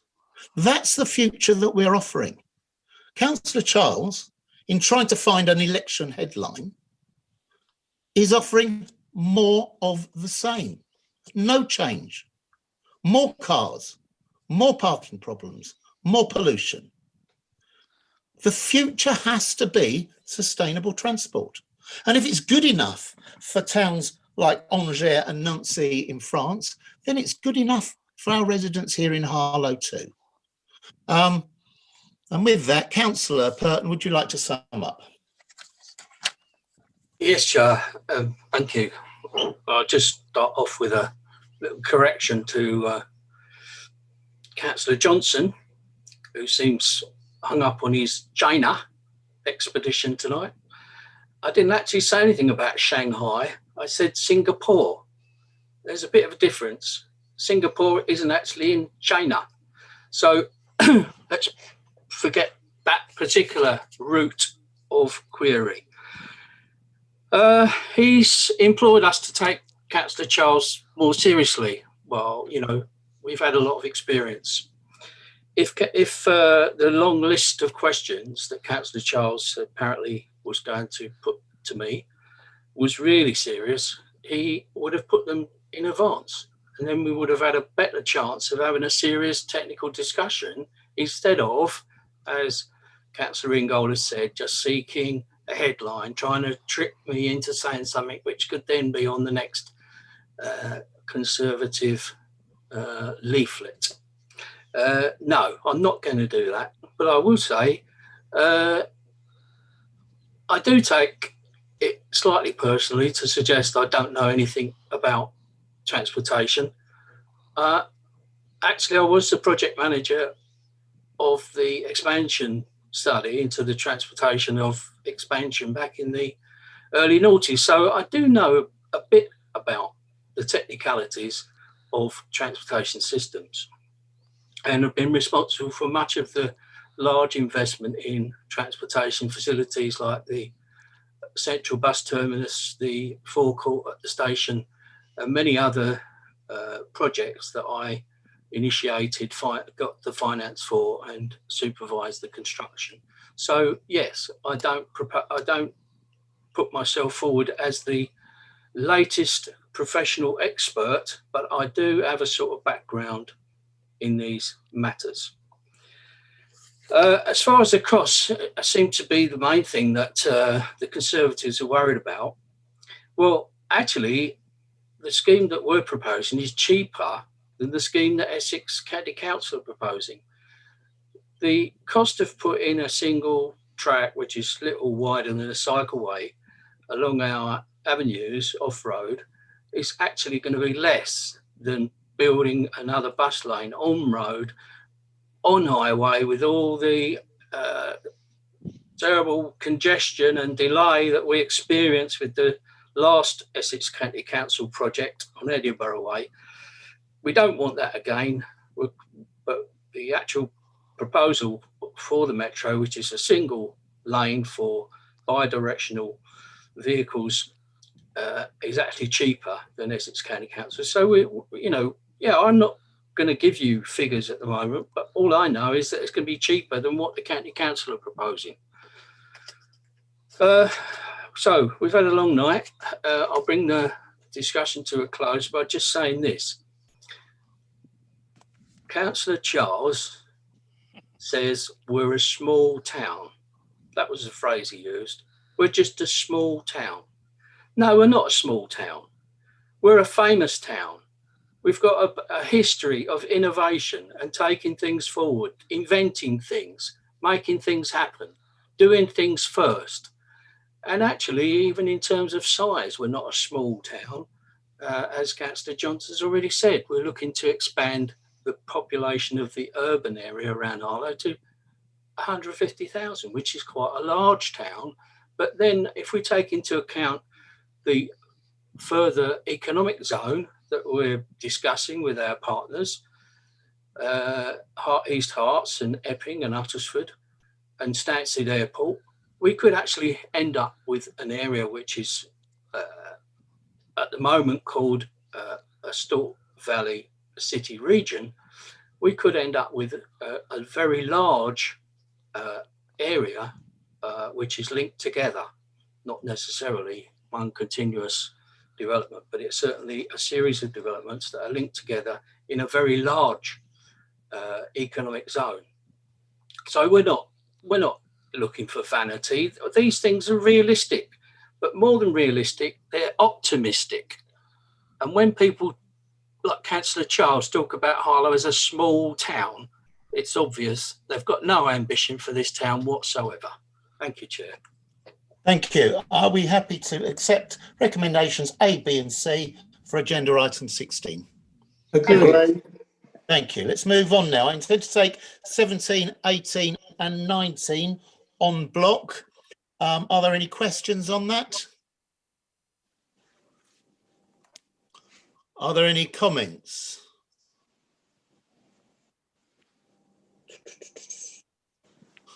Okay, are we? Apologies, Chair. Councillor Andrew Johnson has his hand up. Oh, sorry, I can't see you. And well, Chair, I used the online tool that you've asked. I've waved, and it was during the questions part that I was asking. Okay, and I appreciate that. Other people who are looking at participants will see you didn't come up on the electronic version. Now you have. Please fire away. We don't have much time. Chair, it's a question on the 1 to 15 Ortham Grove external refurbishment of flats. Thank you. Can I ask if any of those flats in 1 to 15 are owner-occupiers?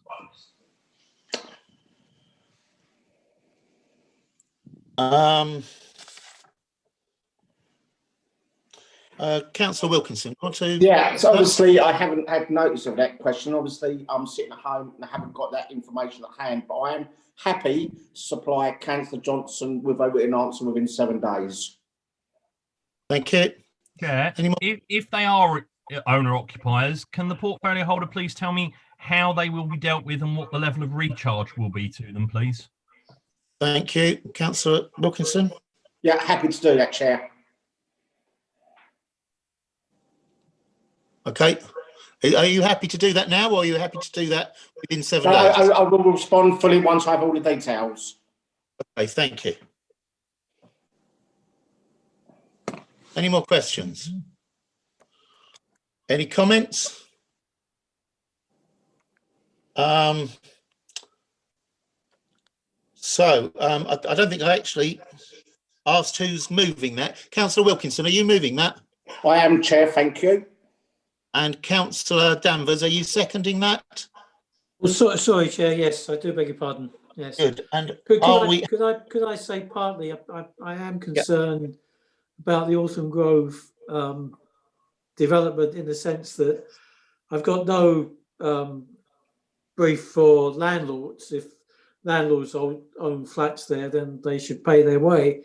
But owner occupiers, I'm assured, in fact, the council will come up with a scheme so people can actually pay by instalment, because the amount of money otherwise it is quite considerable, and it would be unreasonable for somebody to actually have to pay that all up front. But I have been assured that the council has a scheme that instalments can be paid by leaseholders.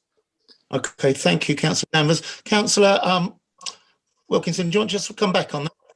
Yeah, Councillor Danvers is quite correct in assuming that we run that, and I can assure Councillor Danvers and indeed everyone else that, as you will see in all 3 reports, we will commence statutory consultation with all leaseholders. Thank you. So are we happy to accept recommendation A, agenda item 17, recommendation A, agenda item 18, recommendations A, B and C on 19? Agreed. Agreed, yes. Moves us on with very little time. Communications from committee. I'm going to take those on. Councillor Harvey, are you going to move those? I am. And do you want to speak quickly? I don't think it's necessary. It's a cross-party recommendation, so I think it's fine. Okay. Are there any questions on those referrals?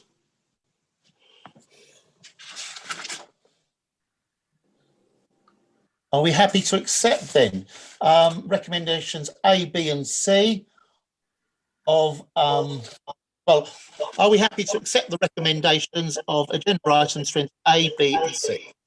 Agreed. Yes. Agreed. Thank you.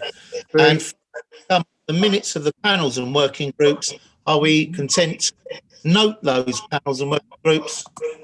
Noted. Agreed. Okay, lovely. There are no matters of urgent business. I apologise for overrunning. We have done it within the 15 minutes time, and I thank everybody for their positive contributions today. And I'm going to draw this meeting to a close. Thank you. Good night.